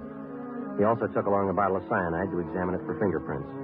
Ben and I called the record bureau just as a matter of routine and asked for any make and warrants on the nephew, Frank Buzz Apperson. R&I called back with the information that Frank Apperson had been arrested for grand theft auto 6 weeks before. His trial was pending. We checked back with the barber, Clarence Stokely. He knew nothing about the trouble. The next morning, Sunday, with the help of school authorities at Stanley College near Monrovia, we got in touch with the parents of 2 of Buzz Apperson's friends. They told us, as far as they knew, Apperson was on a camping trip with their sons. They were expected back in the next day around noontime. From one of the boarding students at Stanley College, we got the name of Buzz Apperson's girlfriend, a Miss Norma Louise Bernard. She lived in San Marino. Sunday night, we drove out to interview her. I don't know what I can tell you, Sergeant. Buzzy's on a camping trip with 2 of the fellows from school. That's all I know. When did he leave? Do you know, Mr. North? Last Monday morning, they left from school, said they'd be gone for a week. They're coming back tomorrow. Mm-hmm. You know Buzz Apperson pretty well? Yes, I do, as well as anyone, I guess. What is he, just a casual date? Oh, Buzzy and I have been going steady for almost a year now. I see. How old are you? I'm 19. Have you ever met the Appersons, his aunt and his uncle? Just once. They're awfully sweet. How did Buzz get along with him, do you know? Well, fine, I guess. The only argument Buzz ever told me about was a month ago. He wanted more allowance, and his uncle said no. Was Buzz ever in any trouble, to your knowledge, Miss Bernard? I don't think I know what you mean. What kind of trouble? Well, I mean, was he ever in any trouble at the college or with the law in any way? Oh, you mean that car Buzz took about 2 months ago? Yeah. We were supposed to go to this school dance, and Buzz didn't have a car. I guess he was ashamed. He said he knew the fellow he borrowed the car from, but the day after the dance, the cops came. How did his uncle react to that? Well, there was a terrible row, Buzz said. I really shouldn't be telling you. Bud made me promise. How were feelings between the boy and his uncle before he left on the trip? Did he mention anything to you about that? Well, we had a date last Sunday night. I asked him how things were at home. He didn't seem to want to talk about it. The last time you saw him was Monday morning. Is that right? Yes, just before he left on the camping trip. Well, you're sure he went on that trip? Well, of course I'm sure. How do you mean? He said, no matter who asked you, I went on a camping trip. He said it a couple of times. Did he offer any explanation? No, but I knew everything was all right. Oh, is that so? How? I could tell. The way he kissed me.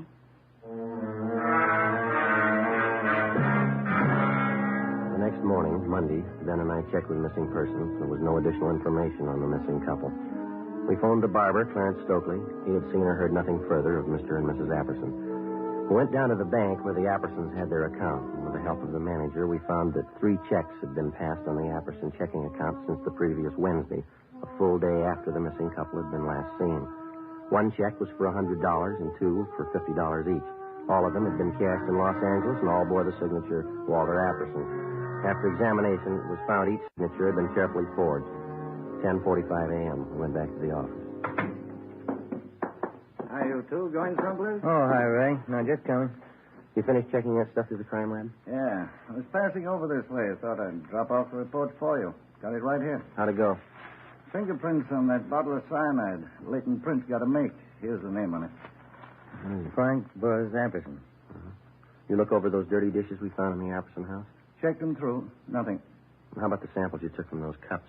Whoever drank that coffee's in trouble. It's loaded. Yeah? Enough cyanide to kill a horse.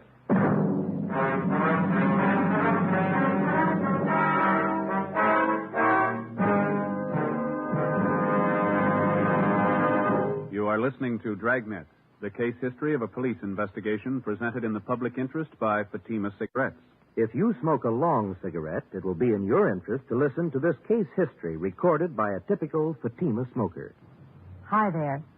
My name is Bab Beckwith. Bab, that's short for Bethany Ann Beckwith. I live in New York City, and I'm a fashion stylist. The other day, at a showing of the new fall styles, I ran out of cigarettes. A friend of mine, a designer, introduced me to the new long Fatima. I really wish someone had told me about them sooner. Fatimas are a lot milder than the cigarettes I've been smoking, and they have a delightful flavor, too. I'm very glad to recommend them to you, because I know from experience it's wise to smoke extra mild Fatimas. And more smokers every day are finding that out. Actual figures show extra mild Fatima has more than doubled its smokers coast to coast. So enjoy extra mild Fatima yourself. The king-size cigarette, which contains the finest Turkish and domestic tobaccos superbly blended to make it extra mild. You will prefer Fatima's much different, much better flavor and aroma. You will agree. It's wise to smoke extra mild Fatima. It's wise to smoke extra mild Fatima. The best of all long cigarettes.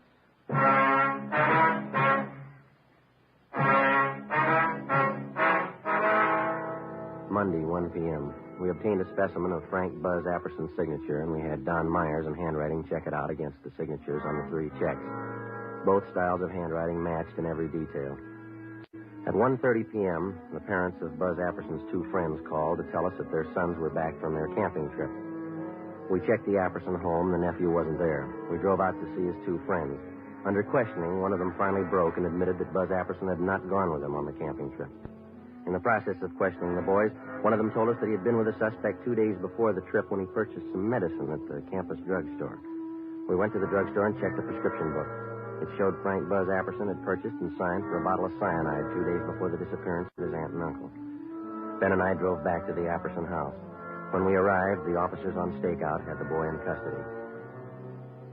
No, I'm sorry, officers. I wish I could help you out, but, well, maybe it's not as bad as you think.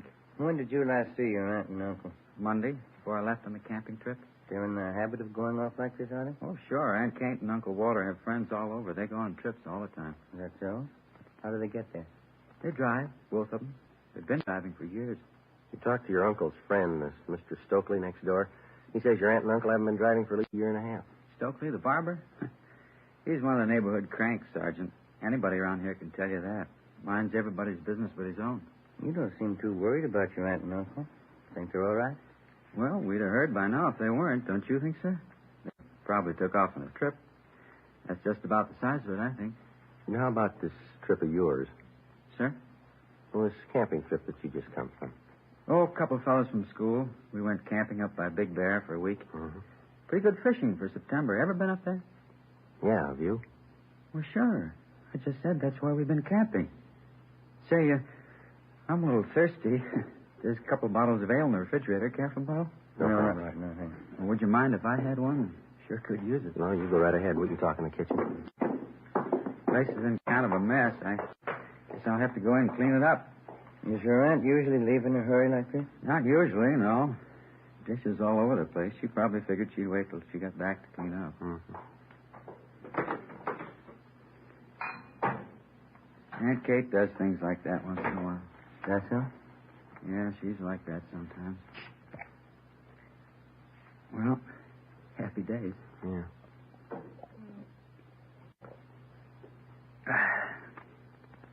Okay, Buzz, you want to tell us? Where are they? Your aunt and uncle, what happened? Say, I don't think I know what you're talking about. What's the trouble? Come on, Buzz. You know what the trouble is. Let's have a straight story. It's going to save a lot of time. Sir? We can draw it out as long as you like. It'll be a lot easier if you cooperate. Look, I don't know what you're thinking, Sergeant, but whatever it is, I don't understand you. What are you getting at? Something's happened to your aunt and uncle. We're pretty sure you know what it is. Well, how could I? I've been away on this camping trip. You've been away, but not on a camping trip. Sir? We've checked you out from the day you came to live with your aunt and uncle, boy. You're going to make us spell out the whole record for you? But I've been away. I just got back. I don't know what's happened. We found a bottle of cyanide in the basement cupboard. Your fingerprints are all over it. Well, sure, that figures. We use it for bug poison in the garden. I take care of the garden. I use it all the time. You use it in coffee? Sir? The police chemist checked what was left in 2 of the cups that were on that table there. Cyanide in both of them, enough to kill 6 people. Now, look, boy, We've talked to your neighbors, your teachers, your girlfriend Norma, and those 2 pals you were supposed to go camping with. Now, we can drag all of them out if we have to. They're going to make a liar of you. Sir? I think you got it the first time. Well, there couldn't be any cyanide in those cups. Why should there be? We think you can tell us that. But I can't. I don't know anything about this. I haven't any idea what you're talking about. Is this some kind of a gag? You know better than that. How about those checks, Buzz? Sir? The ones you forged your uncle's signature on. You need the money that bad? I didn't forge any checks. I was away on a camping trip. Dave and Willie were with me. They can tell you. You got in a row with your uncle. Maybe about that stolen car. Is that how it happened? It had nothing to do with it. I want to see Norma. I want to talk to Dave and Willie. They'll tell you. How about the man at the campus drugstore? Sir? The one you bought the cyanide from. You want to talk to him, too? Look, are you two fellas kidding me? This must be some kind of a gag, is it? Your aunt and uncle are missing. There's evidence of foul play. Now, does that sound like a joke? Well, how should I know where they are? I wasn't there. I want to talk to Norma. I want to see Dave and Willie. They'll tell you. Why don't we drive over and see him now? It's all right with us. Want to get your coat? Sure. Norma's the girl I'm engaged to. Dave and Willie are my best friends. They know everything about me. A couple of real nice guys. Think so? Sure. Well, let's go, babe. Yeah. Dave and Willie have been all through school with me. They can vouch for me. Yeah? Sure. You can take their word, too. We will. 5:50 p.m. We left the Apperson house, drove across town, and headed over the Arroyo Seco toward the home of the suspect's friend, Dave Killefer. 6:33 p.m. We took a right turn off the freeway, headed south for another mile, and finally pulled up in front of the Killefer home. Buzz Apperson's friend, Dave, met us at the front door. What's it all about, anyway, Bud? What's the pitch? Well, that's what I want to know. Look, is this some kind of a gag you guys cooked up on me? We were on the trip, Buzz. I don't know anything about any gag. What's all this about your aunt and uncle? I don't know. That's what these officers want to find out. I'd like to have you tell us again, Dave. Was Buzz here with you on that camping trip? Sure, that's why we came over. Now, tell him about it. You know. All right, let's have it, Dave. Was he with you on that trip? These officers aren't kidding, Buzz. They want the truth. Well, tell him I was with you and Willie. We went to Big Bear. They're looking for your aunt and uncle. I'm not going to lie now. You didn't go to Big Bear with us. All right, Dave, thanks. Well, he's lying, officers. Who put you up to this stunt, Dave? They'll throw you in the jug for a gag like this. Who's behind it? You're the guy who said it was a gag. You told us to tell everybody you were up at Big Bear with Willie and me. How about leveling? What's it about? He's lying. What's it about? You've got nothing to hide. Have you? He's lying. You can tell that, can't you? Let's go talk to Willie. He'll tell you the truth. Joe? All right. Thank you, Dave. That's all. All right, Sergeant. Sure there isn't anything I can do? No, thanks. Just the same. Good night. Okay. Good night. Anybody could tell he was lying. Isn't that right, Sergeant? Well, he's your friend, Buzz. Why do you say that? Well, he was just plain lying, that's all. Couldn't you tell? No, I couldn't. How about you, Ben? Not me. Why would he lie, Buzz? You told us he was your pal. Some kind of a stupid gag they're pulling. The gang in the fraternity I belong to, Dave's one of them. They've done it before. I don't know why they're lying, but they are. Where's your friend Willie live? Sir? You said you wanted to drive over and have us talk to Willie? Oh, yeah. Oh, where does he live? Look, would you mind very much? How's that? I got a terrible headache. Would you mind very much just driving around a while? I'd like to clear my head a little. I can't figure this thing out. All right. Why don't you roll down the window there, Buzz? Okay. Yeah. The air feels good. Sure is hot out tonight. Yeah, Been a pretty long summer, hasn't it? Yeah, it has. Say, I guess maybe we ought to forget about going over to Willie's place. He strings along with the rest. He'd probably lie, too. You said you wanted us to have a talk with him. Yeah, but I've been thinking about it. He'd only lie. It'd be better if we drove over to see Norma. That's the girl I'm engaged to. Yeah, that's what we understand. If anybody can give you a straight story, Norma can. She doesn't live far. Straight down the road here into San Marino. Yeah, we know. Oh. Sure would appreciate it if you'd drive over there. Okay. Norma can straighten this thing out. Swell girl. We're going to get married as soon as we can. Oh? Yeah. She saw me leave on that trip to Big Bear. She won't lie to you. Sure wish my aunt and uncle had left a note where they were going. All this trouble. You mind if I lay out a couple of things for you, Buzz? Now, what do you mean? When a police officer picks somebody up, he's got a good reason for it. Yeah, but Dave was lying, Sergeant. You know that. It's a lot more than what Dave had to say.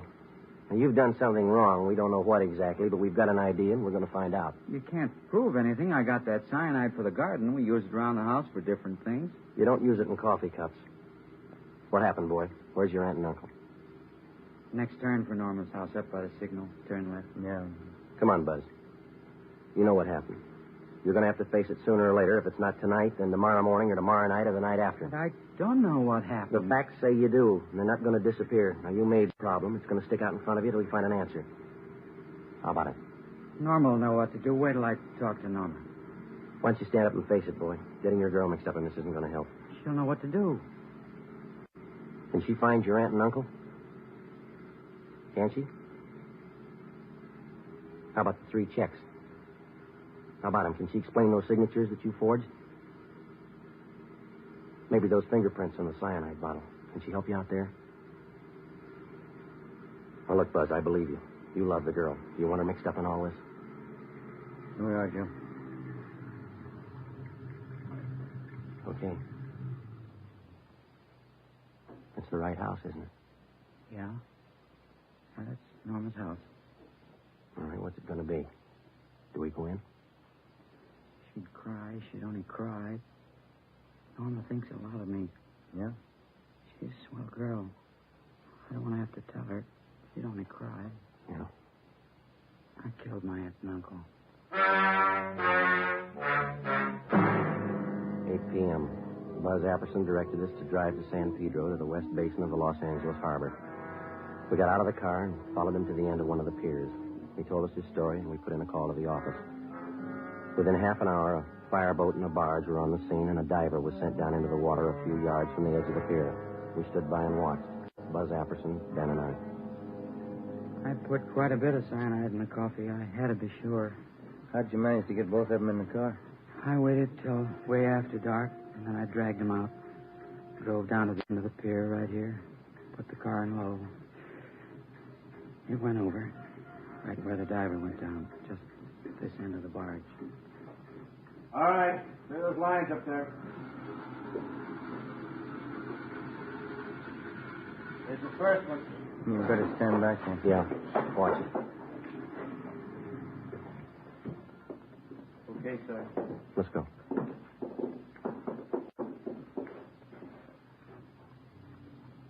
Buzz? Yeah. My aunt. Only one thing missing, Buzz. Sir? A reason. Why'd you do it?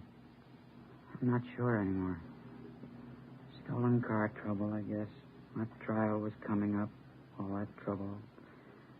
I didn't want my aunt and uncle to go through all that. You mean that's why you killed him? I think so. I didn't want them to be ashamed of me. That must sound funny. Nobody's going to believe you. Suppose I don't. Yeah. Will it make any difference?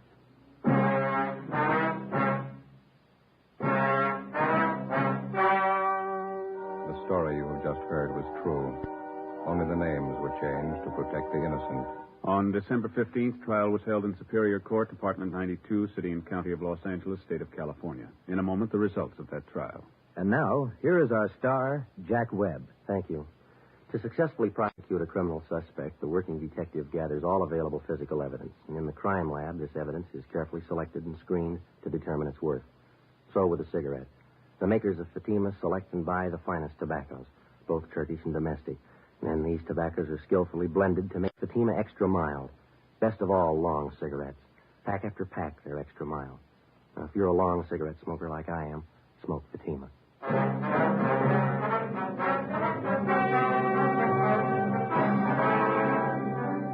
Frank Buzz Apperson was tried and convicted of murder in the first degree and sentenced to life imprisonment. He is now serving his term in the state penitentiary.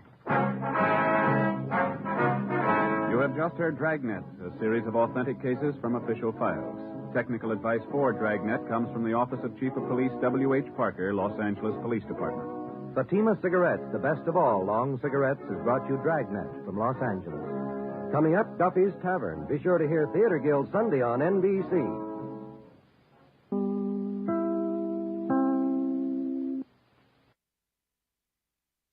To hear Theater Guild Sunday on NBC.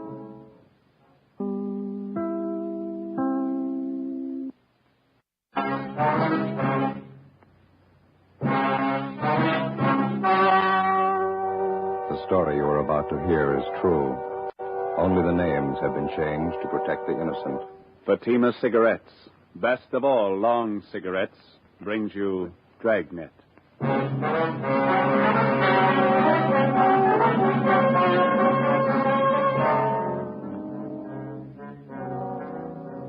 You're a detective sergeant. You're assigned to robbery detail. A small bakery shop in your city is held up. A man and his daughter are shot down without reason. Your job, get him. If you want a long cigarette, smoke the best of all long cigarettes. Smoke extra mild Fatima. Yes, Fatima is the king-size cigarette which contains the finest Turkish and domestic tobaccos superbly blended to make it extra mild, to give Fatima a much different, much better flavor and aroma than any other long cigarette. That's why Fatima has more than doubled its smokers coast to coast. Enjoy extra mild Fatima yourself. Best of all, long cigarettes. It's wise to smoke extra mild Fatima.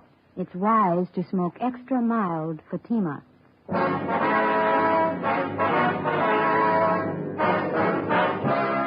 Dragnet, the documented drama of an actual crime. For the next 30 minutes, in cooperation with the Los Angeles Police Department, you will travel step by step on the side of the law through an actual case from official police files. From beginning to end, from crime to punishment, Dragnet is the story of your police force in action. It was Tuesday, November 3rd. It was chilly in Los Angeles. We were working the night watch out of robbery detail. My partner's Ben Romero. The boss is Captain Ed Walker. My name's Friday. It was 5 minutes to midnight when we got to 318 Silver Avenue, Stendel's bakery shop. Yeah? Romero and Friday, Central Robbery. Hi, I'm Jacobs, Unit 16R. My partner Olson's back there in the shop talking to the owner. You answered the call, did you? Yeah, must have been a crazy man. Shot two of them down, cold blood. There they go in the ambulance now. Shot up pretty bad. Mm-hmm. Who runs the place? Swedish family named Stendal. Father, mother, two daughters. All four of them work in the bakery here. Mm-hmm. They all here at the time of the robbery? Yeah, the hold-up man shot the father and the oldest daughter. The mother and the younger girl are in the back, straight through that door. Okay. Thanks, David. Right, Sergeant. You know, on the side of the door here, looks like a bullet hole. Hey, Jacob. Yes, Sergeant. You want to call into the crime lab, ask them to send somebody out? Right. Thank you. Hi. You Olson? That's right. Romero and Friday, Central Robbery. Oh, how are you? These are two of the victims, Mrs. Signey Stendal. The girl's her daughter, name's Jennifer. Any other witnesses?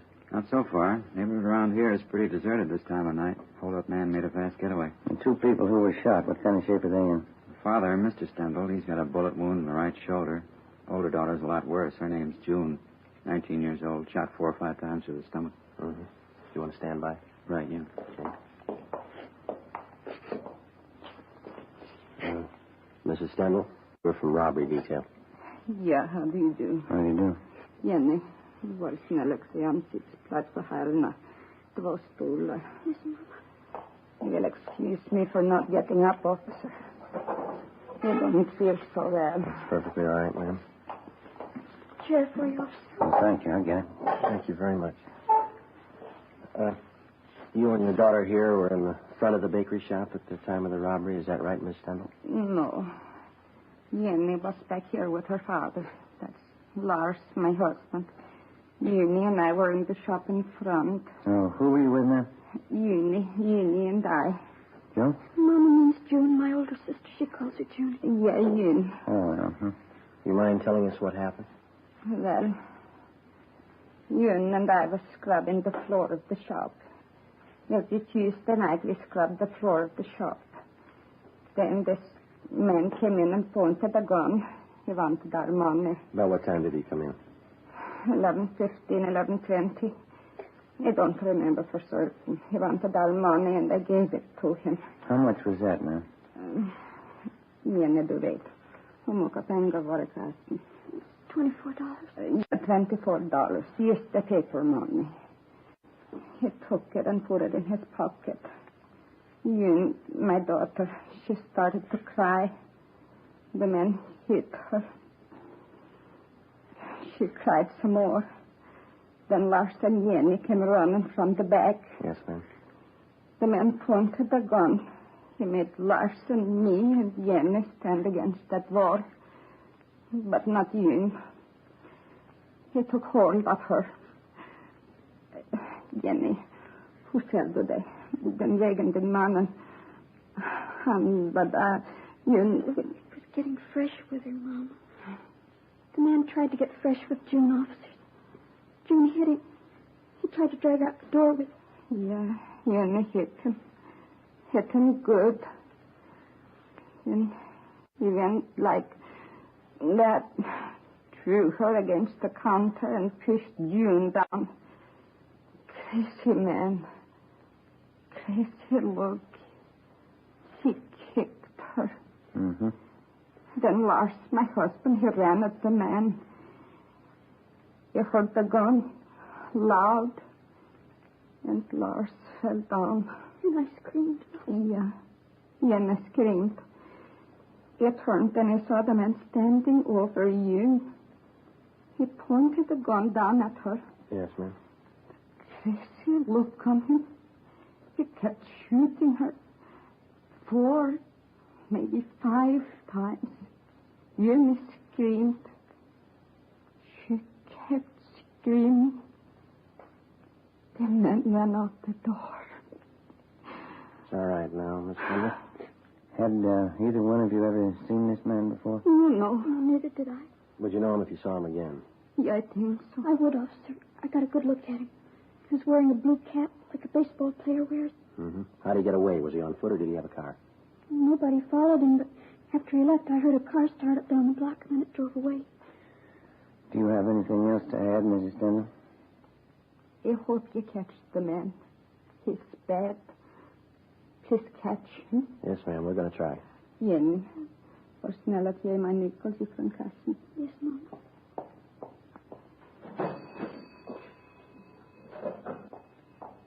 Here, Mama. Here, officer. When you find the man, please call me. You keep the nickels. We'll call you. Before we left the scene of the robbery and shooting, Mrs. Stendhal and her daughter gave us their description of the hold-up man, together with the clothing he wore. The suspect had no outstanding physical characteristics that they'd noticed. The only thing unusual about his clothing was that he wore what appeared to be a baseball cap at the time of the hold-up. She described the cap as light blue with a visor. Together with Officers Bechtel and Lopez from Central Robbery, we canvassed the immediate neighborhood for other possible witnesses. We found none. The next morning, we went up to the hospital. The condition of the older daughter, June, was critical. We interviewed the father. He could tell us nothing.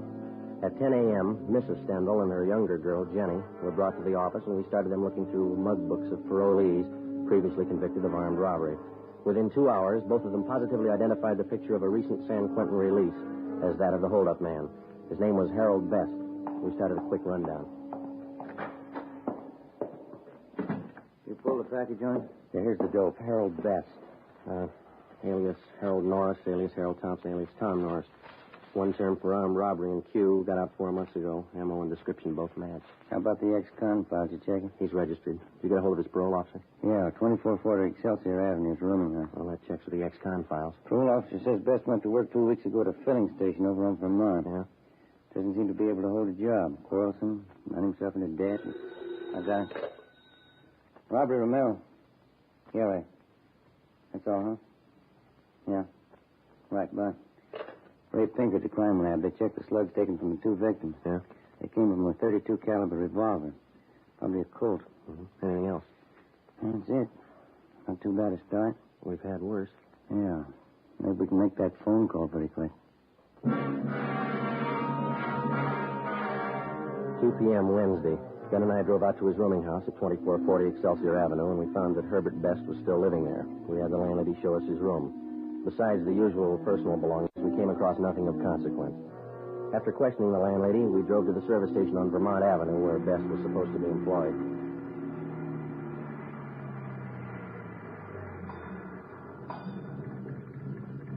I don't see anyone around. Well, there's a fellow over there greasing your car in the rack. Oh, yeah.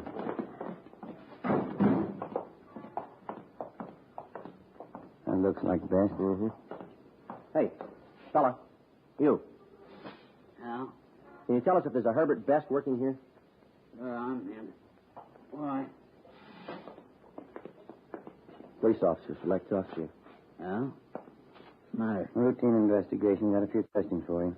Supposed to have this car greased up a 3:45. What am I supposed to do, please? You're the boss. I'll find him, Joe. You got any heat on you? No. What's it all about? How long is this going to be? A couple minutes. Won't take more than a grease job. Put this thing in shape. Well, we'll wait for you. How'd you find me? A nosy landlady of mine? No, routine channel.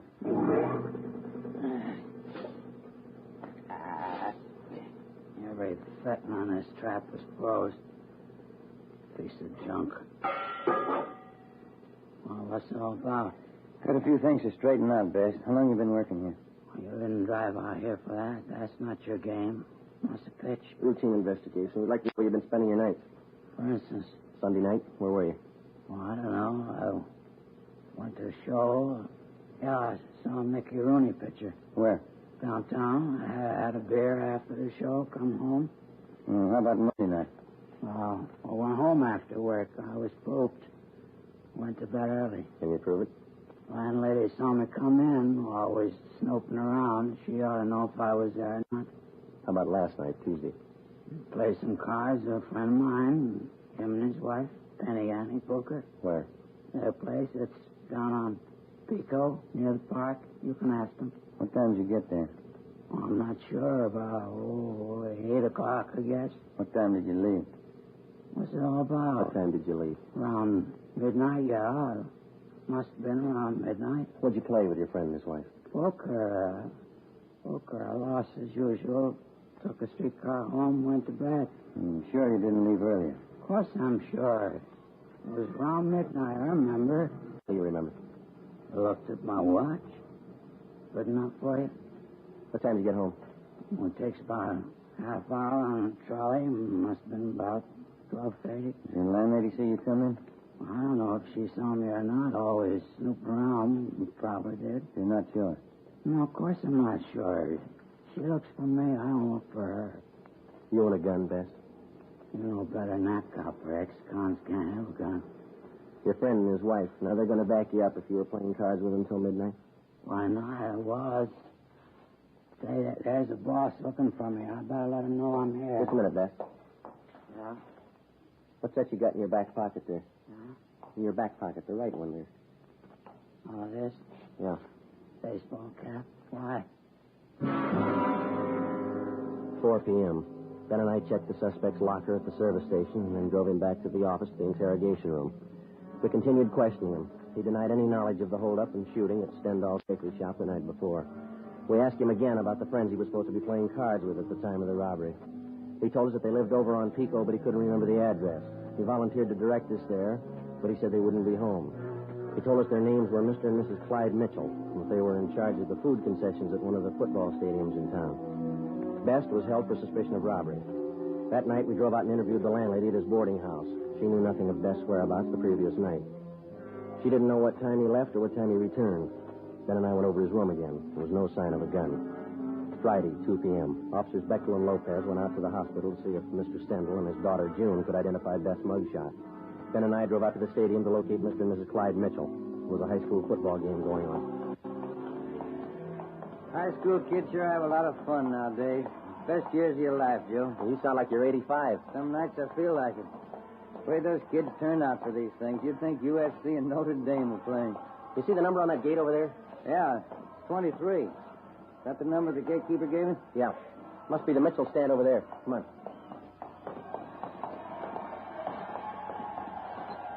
Oh, miss, Can you tell us where to find Mr. and Ms. Mitchell? Yeah, around back of the stand. You knock on the door. Thank you.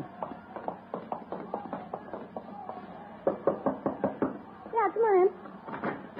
You Ms. Mitchell? It's all right. What is it? Police officers. I'd like to talk to you if you have a few minutes. All right, I'm having a bite of lunch, but come on in. Shut the door. Yes, ma'am. Thank you. Well, the food business, you never get a chance to feed yourself. Yes, ma'am. Hey, you care for some of these? New kind of potato chips. Revolutionary, it says. Oh? Mother Thompson's puff chips, flavored. Got all kinds, see? These here are a combination, see, garlic and eggplant. They taste different. Have some? No, thank you. I would. Thank you. See, we're inquiring about a friend of yours, Ms. Mitchell. Maybe you can tell us something about him. No, who's that? Man by the name of Herbert Best. Herb? Yeah, old-time friend of my husband's. What do you want to know? You see him quite often, do you, Miss Mitchell? Mm-hmm. Once, twice a month. Clyde and I play cards or go out bowling with him. Herb's pretty good company. Uh-huh. When's the last time you saw him? Early this week, Tuesday, I think it was. Sure, it was Tuesday.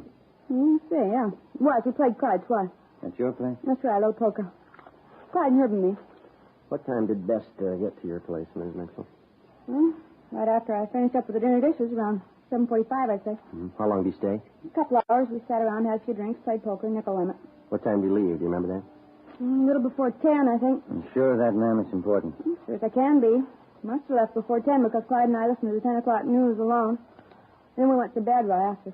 Your friend Best tells us he didn't leave your place until midnight. Oh, that's not right. There must be mixed up. He left before 10, I'm sure of that. All right, Miss Mitchell. Thank you. Say, I hope I haven't said anything I shouldn't have. I know Herb's next time. Yeah, He likes to gamble. You're not checking up on him for Tuesday night, are you? that's right. You playing too much poker? We're not playing enough. 3:30 p.m. We located Mr. Mitchell, corroborated his wife's story, and then we went back to the city hall. Officers Bechtel and Lopez were waiting for us. They told us that they had seen Mr. Stendhal and his daughter, June, at the hospital. Both of them had identified Herbert Best's mugshot as that of the holdup man. At a show-up, Mrs. Stendhal and her daughter identified Best. We checked auto records for all stolen cars that might tie in. There were none. We then started to work on the theory that he had taken a bus from his friend's place where he had been playing cards to the Stendhal bakery where the shooting took place. Lopez and Bechtel rode the bus over the same route. It took 43 minutes. Plenty of time for Best to have gotten from one place to the other, even on a slow run. We interviewed the bus driver who'd been on duty that particular line Tuesday night between 10 p.m. and midnight. He identified Best as one of his passengers, but he didn't remember where he got off. The next morning, Ben and I met with Ed Walker, captain of robbery. Hi. How'd you make out? Just saw the deputy DA. Made out the case for him. Yeah? We got the complaint. He'll be arraigned this afternoon. How strong a case you got? Well, each one of the Stendhal family identified Best. His alibi didn't stand up for Tuesday night. Uh-huh. Then we got that bus driver. He tapped Best, too. And that blue baseball cap. All we need now is a hold-up gun. I hate to spoil it for you. This letter just came through in the mail. Have a look. Thanks. What do you think? I read in the paper this morning about Herbert Best. You got the wrong guy. I'm the one who held up that bakery. Every detail about that robbery is written down in that letter. The information wasn't in the newspaper story. Nobody else but the hold-up man would know all those details. Yeah, wait a minute, listen to this. Yeah. If you don't believe I'm the right man, I'll shoot up a couple of more jerks. Next time, I'll kill them. It's no crank letter. No, it isn't. You got the wrong man.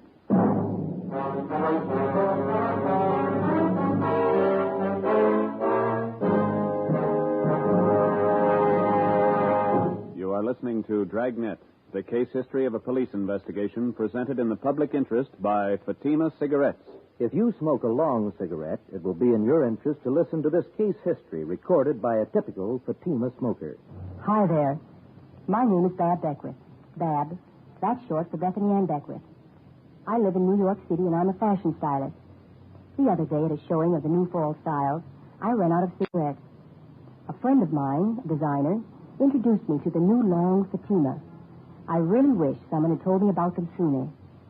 Fatimas are a lot milder than the cigarettes I've been smoking, and they have a delightful flavor, too. I'm very glad to recommend them to you, because I know from experience it's wise to smoke extra mild Fatimas. And more smokers every day are finding that out. Actual figures show extra mild Fatima has more than doubled its smokers coast to coast. So enjoy extra mild Fatima yourself. The king-size cigarette, which contains the finest Turkish and domestic tobaccos, superbly blended to make it extra mild. You will prefer Fatimas much different, much better. flavor, and aroma. You will agree. It's wise to smoke extra mild Fatima. It's wise to smoke extra mild Fatima. The best of all long cigarettes.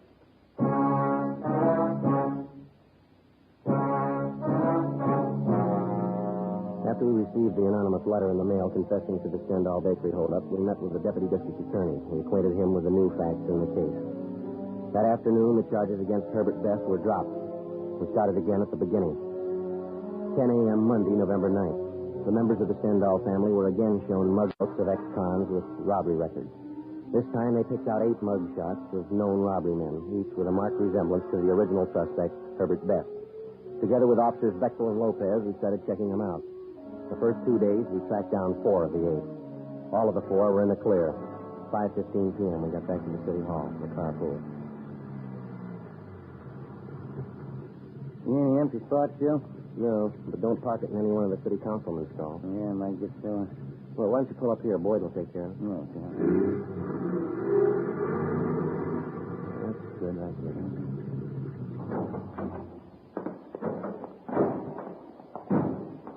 Doggone it, I knew there's something I forgot to do. What's that? Well, they had an underwear sale today. That place down on South Fig, shorts, T-shirt.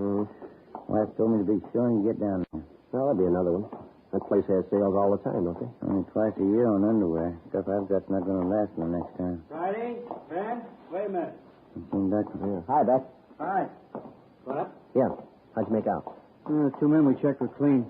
We picked up something 77th Street Station. Now, go ahead, Ben. Well, watch that elevator door, Joe. Yeah, I'm sorry. Well, what's with 77th Street? Oh, a couple of men in traffic out there covered an accident this afternoon. 91st and Central, hit and run. So? One of our traffic cars saw the collision, took out after the guy. Chased him 10 blocks. Mm-hmm. While they were chasing him, they thought they saw the driver throw something out of the car window. Yeah, what? Oh, I'm coming to that. When they finally pulled the car over, gray coupe, the driver told him his shoulder was wrenched in the accident. He was on his way to his own doctor. Mm-hmm. Our men took him to 77th Street, had the doc there look at him. Yeah. Well, the doc was treating the guy. Only one of the officers was in the room. Mm-hmm. When he turned to get a drink of water, the suspect slugged him, then the doctor. Jumped out of the window, got away. Teletype's out on him. We went through an awful lot of trouble to beat a traffic rap. Yeah, that's the way it impressed the boys out there. They got out a broadcast of the guy, went back to the spot where they thought they saw the guy toss this thing out of his car when they were chasing him. Did it pay off? They found a 32 Colt revolver. Russ Camp's checking it now in the crime lab. What did you say the man looked like? Description measures pretty close to our holdup guy. I'll get it. Robbery Friday. Yeah, just a minute. You bet. Okay. Yeah. Oh, yeah, Russ. Yeah. Okay, fine, right. Russ Camp checked the 32 revolver with the slugs in the Stendhal case. Yeah. Positive make. The gray coupe, which the unidentified suspect had been driving, had been checked out by traffic officers at 77th Street Division. They had found that the owner and driver of the car was a man named Bruno Stock, a 2-time loser with a page full of major and minor crimes to his credit. Checked his mama sheet, and we got out a broadcast on him in an APB. A stakeout had been placed at his last known address. We picked up a sandwich and a cup of coffee for dinner, and then we started checking out Bruno Stock's relatives and friends. By 6 o'clock the following night, we still had no idea where he was. A little after 9 p.m., we got a call from an informant who told us that a Tommy Josephson, a small-time thief and reputedly a friend of Bruno Stock's, wanted to talk to us. We found him in a small apartment over on West 6th. One thing I want to set you straight on. Bruno's no friend of mine. He's in on the heavy rackets. No heavy racket man's a friend of mine. All right, we got it. Now, where's Bruno? He came here tonight, 6:15. Moved right in on me. Didn't even ask me. What do you want with you? You remember, Bruno's no friend of mine. Yeah, we got that. Now, what do you want? A gun. He knew I had one. I keep it for self-protection. You can't trust these having that. Did you give him the gun? He gave it to him. He took it. Shook me down like a rat. Made me go out and buy dinner for him. My own dough. Had to bring it back here for him. Yeah. Bruno's no friend of mine. What he does with that gun is his grief. It's out of my hands. When did he leave here? An hour ago, I think. Maybe a little less. Shook me down like a rat. Real heavy guy. Where was Bruno going? I don't know. He's crazy. All them heavy guys are crazy. Talk like somebody with a paper head. Did he tell you where he was going? See, a friend of his out in Dogtown. The guy runs a bowling alley. Bruno's going to buy his car. What for? He's heavy, I tell you. Said he was going out on a heist tonight. Did he ever write you guys a letter? Why? Well, he told me he was going to prove what he wrote to you. Crazy.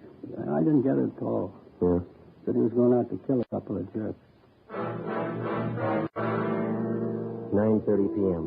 We got the address of the bowling alley run by Bruno Stock's friend, and we called the office. An alert for the suspect was broadcast immediately. Together with Gene Bechtel and Lopez, we drove to the bowling alley. Ben and I went in. Bechtel and Lopez covered the outside. Good crowd. I wonder where they do business. I don't see any cars. No, neither do I. Oh, yeah. There it is. Way over in front. Oh, yeah. There's nobody behind the cash register. How about that fellow in the white T-shirt standing by the cigarette machine? Yeah, looks like he works here. Let's go. Joe, the guy with him. Just turned towards Bruno, come on. He sees us. He's going to the back. All right, Joe, let's hold it up. Come on. He ducked in there to the right, Joe. Down behind the alley. Hold it up, Stock. The window, Joe. He went right through it. Come on. Yes.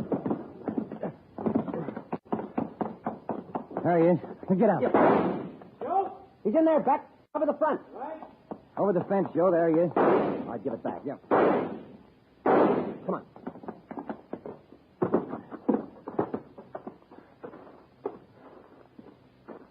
You see? No. He's got to be in the yard someplace. Yeah. Where'd it come from? I can't see. Keep down. Backstairs of that house. There he is. Give it up, Stock. All right, mister. Your tag. Come on.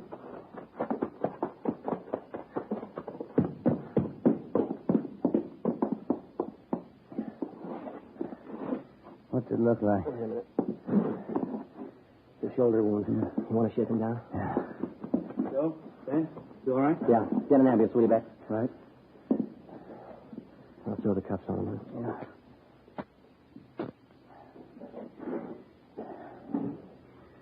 Well, that's it, Joe. Yeah. Where you going? I got a phone call to make.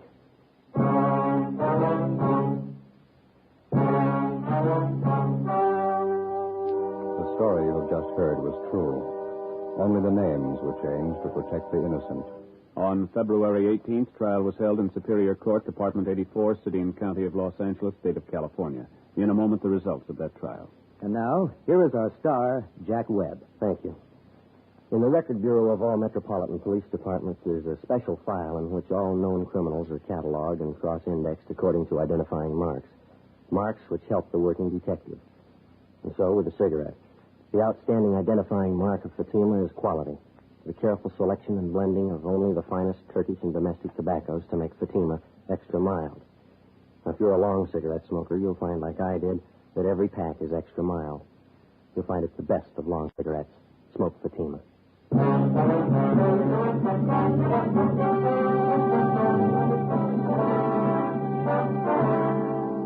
Bruno Alfred Stock was tried and convicted of first-degree robbery and assault with intent to commit murder, 2 counts. Because of his prior convictions, he was adjudged an habitual criminal and sentenced to a life imprisonment. He is now serving his term in the state penitentiary.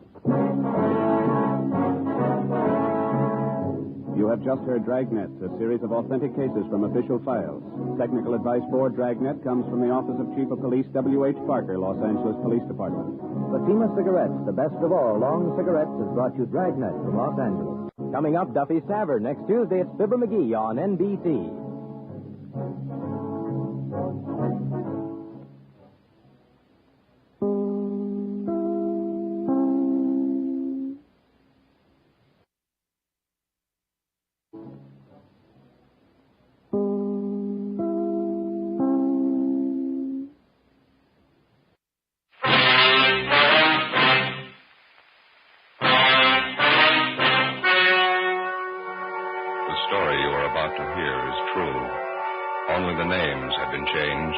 The innocent.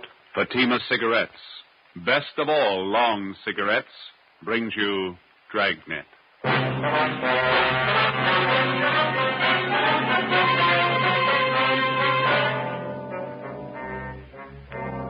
You're a detective sergeant. You're assigned to burglary detail.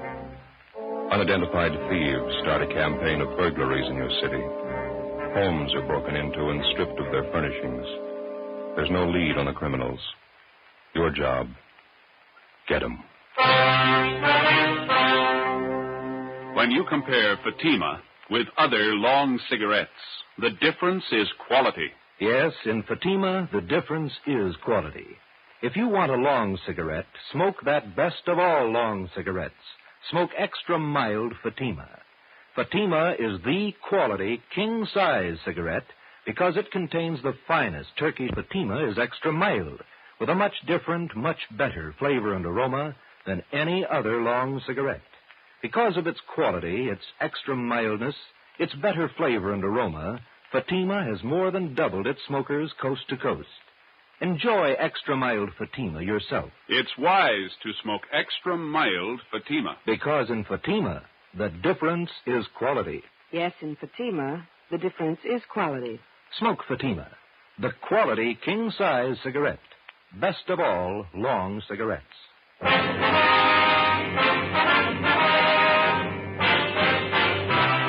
Dragnet, the documented drama of an actual crime.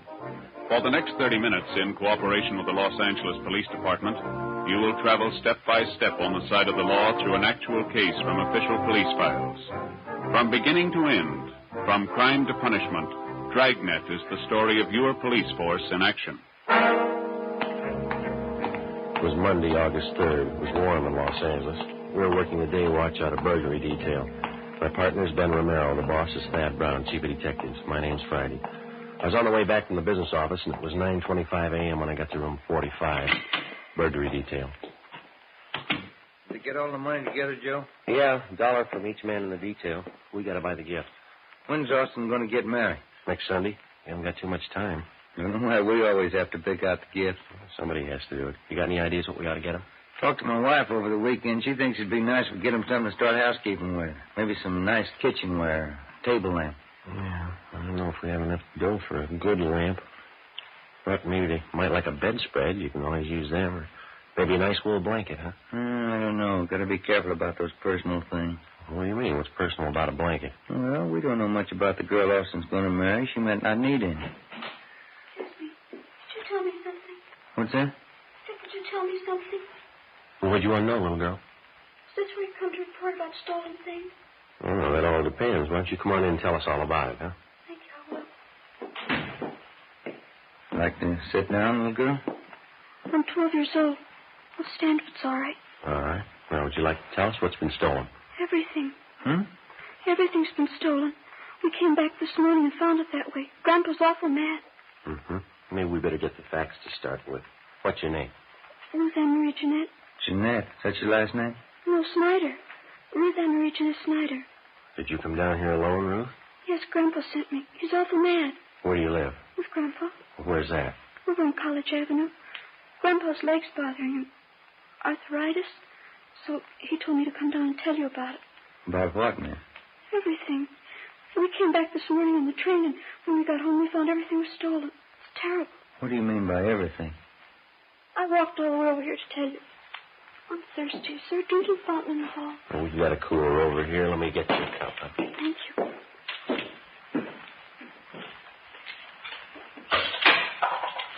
You got the drink, Ben? Oh, no, thanks.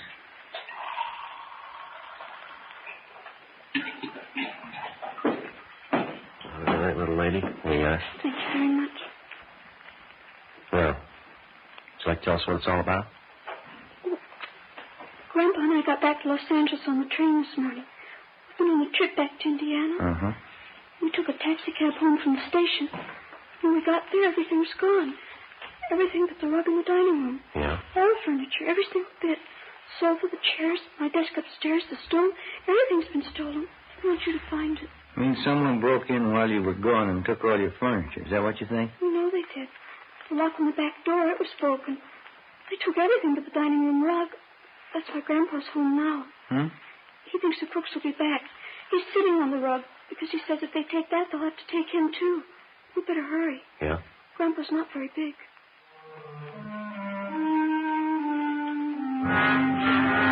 9:45 a.m. Ben and I drove little Ruth Ann Snyder back to her home on College Avenue. It was an old-fashioned wooden frame structure, a few doors up from College Avenue and Everett Way.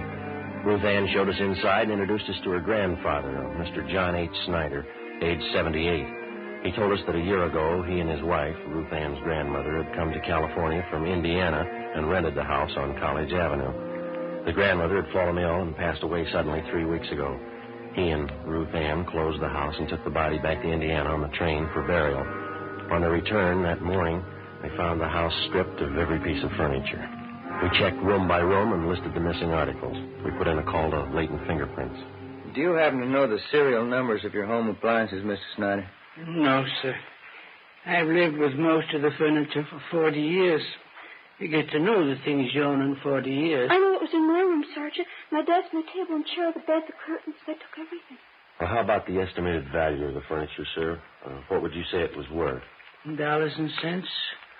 Oh, I don't know. What's a house full of furniture worth to anyone? Guess everybody puts their own value on their things. Yes, sir, they do. Solid walnut dining set. A wedding present. Mahogany front room table. A solid too. It cost money in their day. All gone. Were there any liens against the furniture, sir? How's that? Did you owe anything on the furniture? I mean, there was no trouble with the finance company or anything like that. Oh, we didn't even know what a finance company was when the wife and I was married. It was sad enough trip as it was. And Ruthie and me get here this morning, and everything's gone. All we own. Ruthie. Yes, Grandpa. Where the thieves broke in, would you show the officers, please? It's back this way. Okay. How are you and your grandfather going to make out here, Ruth? Grandpa says we'll buy 2 cots for tonight, Army surplus. There's no stove to cook on. We'll have to eat out. Mm-hmm. Later we'll have to go back to Indiana. Grandpa doesn't have much money. He's on a pension. Here's the back door. Let's see what they did to get in. Must have used a hammer and a crowbar. Smashed it clean through. You'll find the crooks, won't you, Sergeant? We're going to try, Ruth. Better have the crime lab check this, huh? Yeah. How about your neighbors, Ruth? You know any of them well? I know who they are. I don't know any of them good. They're not very friendly. We'd like to ask you and your grandfather a few more questions, Ruth. All right. I don't know what I'm going to do when school starts. They stole all my stuff, even my composition tablets. I didn't have to take those. Which grade are you in, Ruthie? I was in A7. I'll be in B8. Why did they take my school things? I don't know. You see how they got in back there? Yes, sir, we did. By any chance, did any of your neighbors know that you and Ruth here were going away? Well, I didn't mention it, no. Then no one kept an eye on your house while you were gone? No, I didn't think it was necessary. Might have helped. I just remembered, Grandpa. Mrs. Merton. I told her we were going away. Who's that, Ruth? She owns a store down at the corner of the bird store. Yeah. She sells canaries, other kinds of birds, too. Mrs. Merton's her name. Store's right down the corner. You figure she's the only one who knew you'd be gone from the house for some time. Must have been the only one. All right, Mr. Snyder, we'll be back to see you later on. Here's our card. We'll see if we can't do something to help you out here. Let's see here.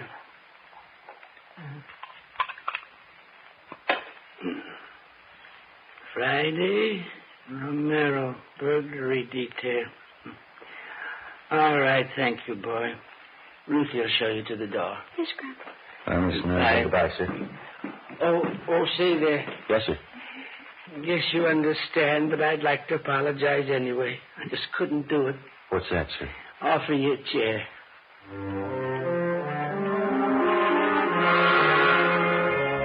10:30 a.m. Ben and I called the Salvation Army and told them the Snyder situation. And then we went down the street to the store at the corner of Coolidge Avenue and Everett Way. The sign on the window said Mrs. Merton's Birdland, manager Agnes Merton.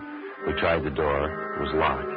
A cardboard clock hanging on the glass door read, "Be back at 1 p.m." So we went back up to College Avenue and we started ringing doorbells. Some of the residents on the block didn't even know the Snyders. Of those that did, only 2 had noticed any activity at the house during the 3 weeks Mr. Snyder and his granddaughter had been away. They told us that they'd seen a moving van parked in front of the house about a week before. They also saw men moving furniture from the house into the van. Neither of the 2 could describe the vehicle or remember its license number. 12:45 p.m. We had a cup of coffee and a hamburger, and then we headed back for Mrs. Merton's bird store.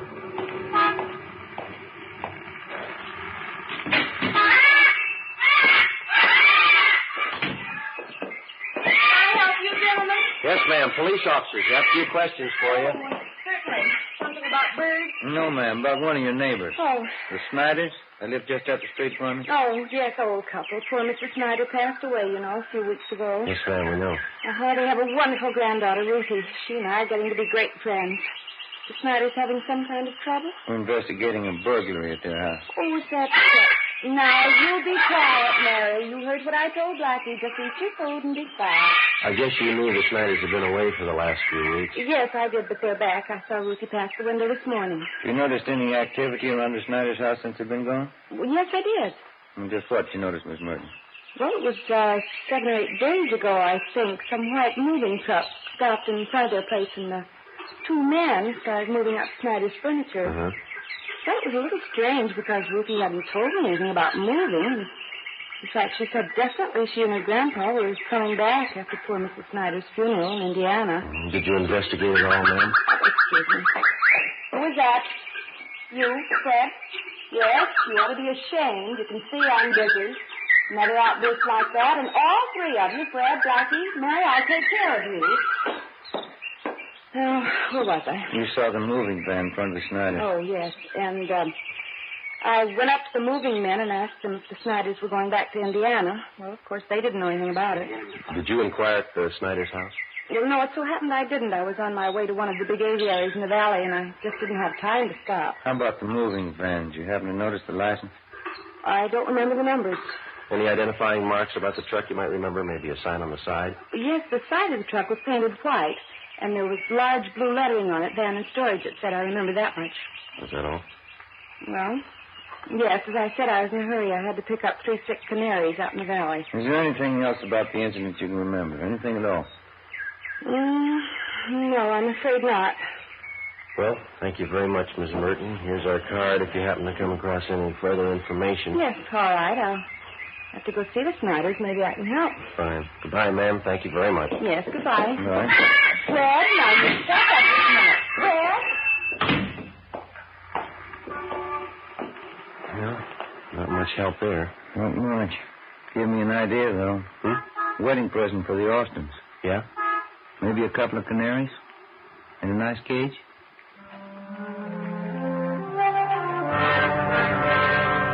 5 p.m. We went back to the office.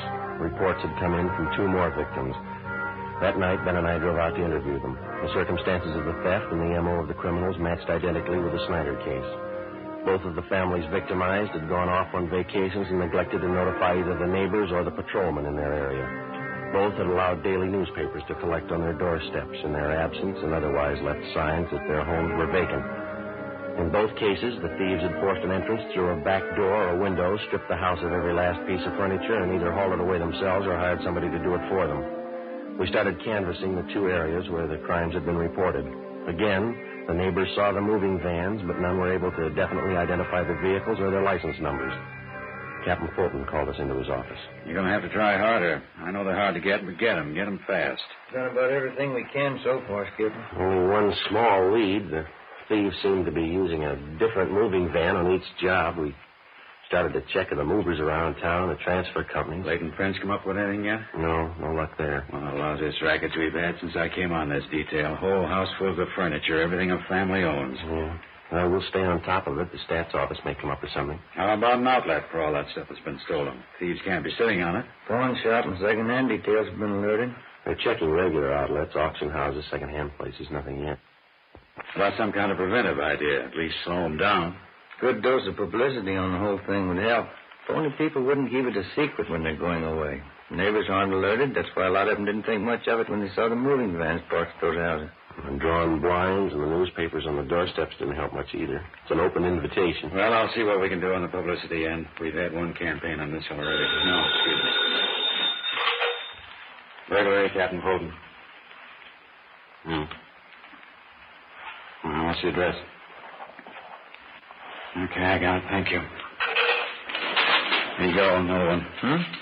63 hours, just call it in. Family back from vacation. Furniture all gone. Here's your address here. Thank you. Better get on it right away. Let's go. I'll have a little more help for you on this tomorrow. Crowley and Barnes will be free. They can work with you. Okay, Skipper. Check you later. Right.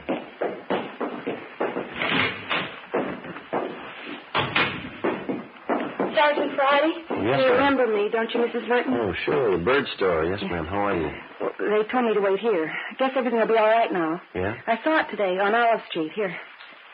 The truck that came to Snyder's house. That's the license number.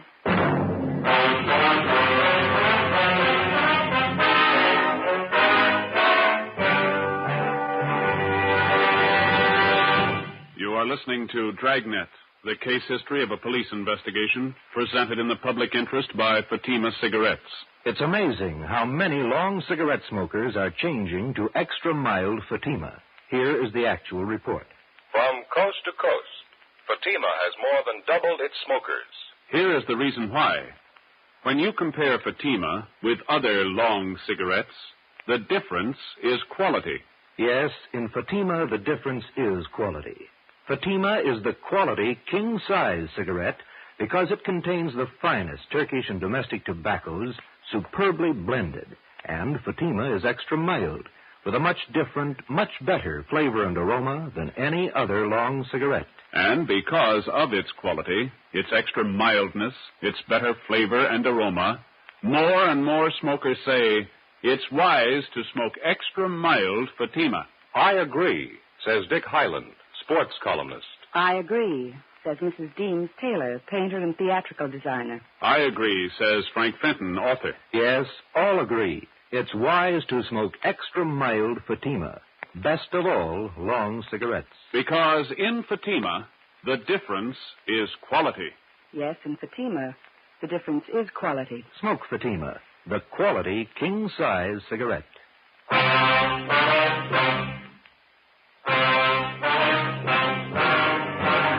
Tuesday, August 11th, 6 p.m.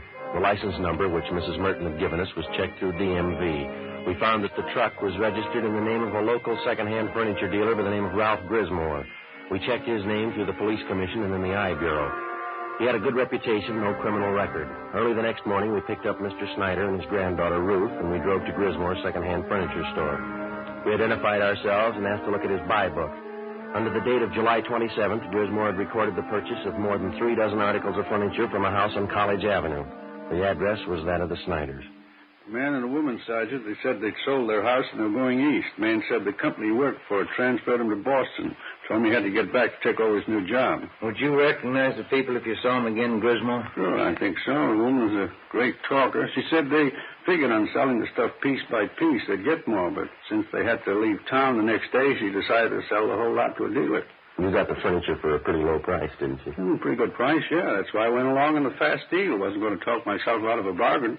They wanted to sell fast, so I wanted to buy. I didn't think anything was wrong. Sergeant. Yeah, Mrs. Snyder? Our walnut dining room set. That's it right over there. You sure, Mr. Snyder? A cigar bun on top, just above one of the legs. Know it anywhere. Seems to me that's our mahogany table. I'll look. Sergeant, the table and my desk, here we are right here. My school set, too. All right, Ruthie. Yeah, they sure stuck me all right. That's the last fast deal I ever make. How did they contact you, Grismore? What kind of approach did they use? Called me on the phone, and I came out and gave them an appraisal on the stuff. Nothing suspicious about either the man or the woman. That's so? She was in a house dress, bandana around her head. The guy was in old clothes, just as homely as you please. Looked like he was doing a little repair work around the house, you know. Mm-hmm. You noticed that they had a car parked by the house? No, matter of fact, I didn't. There wasn't any in the driveway. Mm-hmm. No argument over the price you offered them for the furniture? No. They seemed to hesitate a little, but they took my first offer. I thought I had a good deal. I don't know. How'd they react after you agreed on a price? In a hurry? Said they had to board a train that night for Boston. They asked me to get the furniture out right away. Mm-hmm. The woman said they had other business to wind up, so if they weren't at the house when I came back with the van, why, she'd leave the back door open for me. I guess you realized you were going to have to place a hold on this furniture that you bought. Yeah, I know. I got nobody to blame but myself. We gave this man and woman a check for the full amount of the sale. Is that right, Grismer? $550 down the drain. Do you have the canceled check? No, not yet. If you like, you can probably get it from the bank. Don't imagine those crooks would waste any time cashing. We'd appreciate it if you'd run down to the bank with us now. Okay, sir. Sergeant, could I speak with Mr. Grismore? Sure, Mr. Snyder. Mr. Grismore. Yes, sir. I'm sorry about all this. I didn't know. Oh, I understand, sir. You buy furniture, don't you? Yes, sir. What could you give me for 2 Army surplus cots? Grismore made arrangements to round up Mr. Snyder's furniture and ship it back to his home. Then we took him down to his bank where he recovered the canceled check for $550. The endorsement read, Mr. Thomas Butterworth. According to the bank teller who waited on them, the suspect had cashed the check shortly after the sale of the Snyder's furniture. From the second-hand dealer and the clerk at the bank, we got a complete description of the man and woman known as Mr. and Mrs. Butterworth. We also had photostatic copies made of the check and specimens of the handwriting from the endorsement. From the descriptions, we checked the suspects through the stats office. We got nowhere. During the next 2 weeks, we found 6 more second-hand dealers who had been taken in on the same furniture deal. The description of the man and woman matched, and so did the handwriting and the endorsements on each check. There was only one variation. The couple went under a different name on each occasion. Wednesday, August 26th, 9 a.m. 12 cases like this today, is that right? That's it, Captain. Got the description, M.O. handwriting. Still can't reach him. Those thieves have been freewheeling for a month now. What's going to take to stop them? Well, Ben came up with a pretty good idea this morning. We'd like to talk it over with you. Oh, what's that? Kind of a system of decoy, Skipper. We were thinking it might be a good idea to contact all the division captains and have them ask their men if they have any neighbors going on vacation. Yeah, go ahead. Well, if we got a few dozen houses spotted around the city, we could plant a few things. Make them look obviously vacant. We'd keep the houses covered at all times. They ought to make pretty good bait for those thieves. Uh-huh. How would you set it up? We could make arrangements to get a key to each home, keep the milk and paper deliveries coming, let them pile up on the doorstep. We could reimburse the people for whatever it cost. We're not making any headway. We could run this for a couple of weeks, see what happens. Mm-hmm. What do you think? Try it. 9:30 a.m. We contacted all division commanders requesting them to ask their men to contact burglary detail if they knew of any of their neighbors about to leave on a vacation. During the next 2 days, the response came in and the plan went into effect. 40 homes throughout the city were spotted as decoys. They were kept under surveillance at all times. In the week that followed, 2 more burglaries of the same type were reported, but the suspects failed to try any of the decoy homes. The men in the pawn shop and second-hand details continued to work right along with us. The stolen furniture kept turning up, but not the thieves. Again, the homes that had been broken into displayed all the usual signs that the occupants were away. Old circulars and newspapers scattered on the lawn, milk bottles lined up at the door, all the blinds drawn. The decoy plan continued. No results.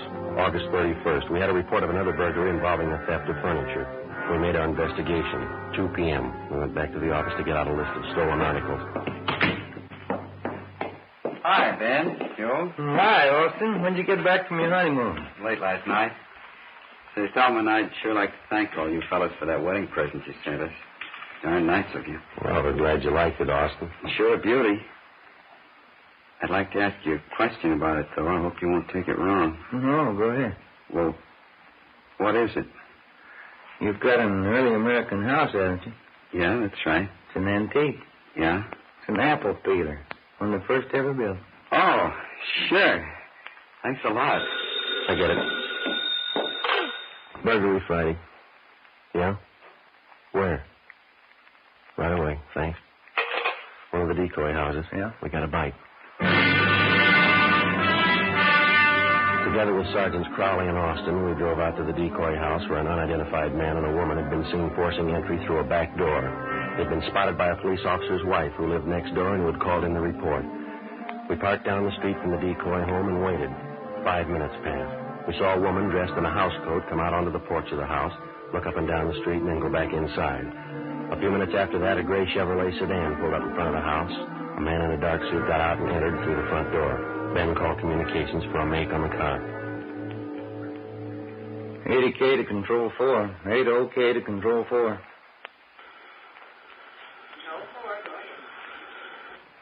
Request DMV on 6 Mary 6778. Repeat, 6M 6778. Information urgent. Roger, 80K. KMA 367. We waited. There were no signs of activity from the decoy house. 2 minutes after Ben put in the call, we got our make on the gray sedan. Control 4 to 80K. 80K, go ahead. 6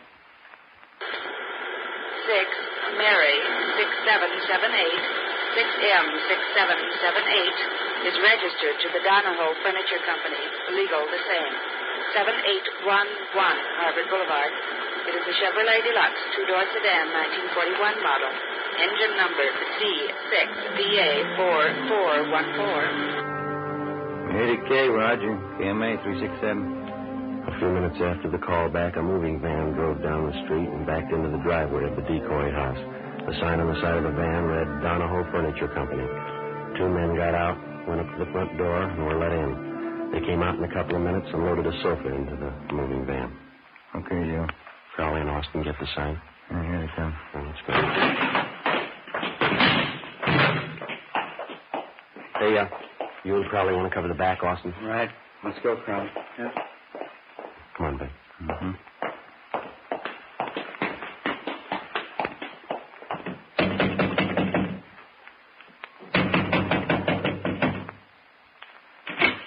Yes, sir. You want something? Police officers like... On the front! Run! Stand still, you. Austin and Crowley got her. All right, hold still, mister. Hold still. Hey, what's this all about? You cops? That's right. You? Max Donahoe. I'm buying this lot of furniture. Something the matter? You're buying from the wrong people. They're not the owners. You better have your men move that stuff back in the house. Okay, if you say so. All right, Rudy, relax. Take it easy, Helen. There's no use fighting. They got us. You told us it. I told you luck doesn't last forever. Okay, all right. Don't make it worse. All right, let's go. I'll take her, Austin. You better fix your shirt. Yeah. Come on, lady. Put your hand. Hey, what's the matter with your shirt, Austin? Look, it must have happened when she tried to get away. Oh, lipstick all over the car there. Doesn't look very good. No, it doesn't. What are you going to tell your new bride? I got nothing to hide. I'll tell her the truth. Huh? She'll believe me. Won't she? The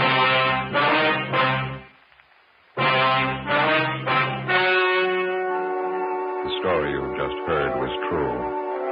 Only the names were changed to protect the innocent. On November 25th, trial was held in Superior Court, Department 87, City and County of Los Angeles, State of California. In a moment, the results of that trial. And now, here is our star, Jack Webb. Thank you. Under our system of law, the jury selected to hear a case is accorded complete freedom. The jury's decision is the final result of the testimony and evidence presented in the course of the trial. And so with Fatima. They are the final result of carefully selecting and blending only the finest Turkish and domestic tobaccos to make Fatima extra mild. If you're a long cigarette smoker like I am, buy a pack of Fatimas and compare them with other long cigarettes, and you'll see the difference is quality. Yes, in Fatima, the difference is quality. So, smoke Fatima.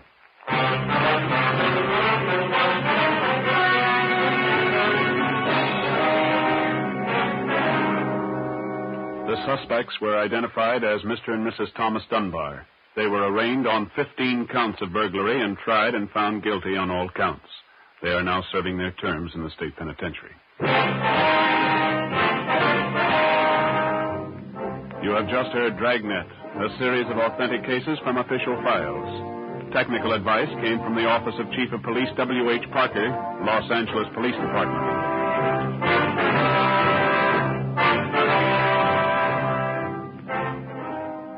Fatima Cigarettes, the best of all long cigarettes, has brought you Dragnet from Los Angeles.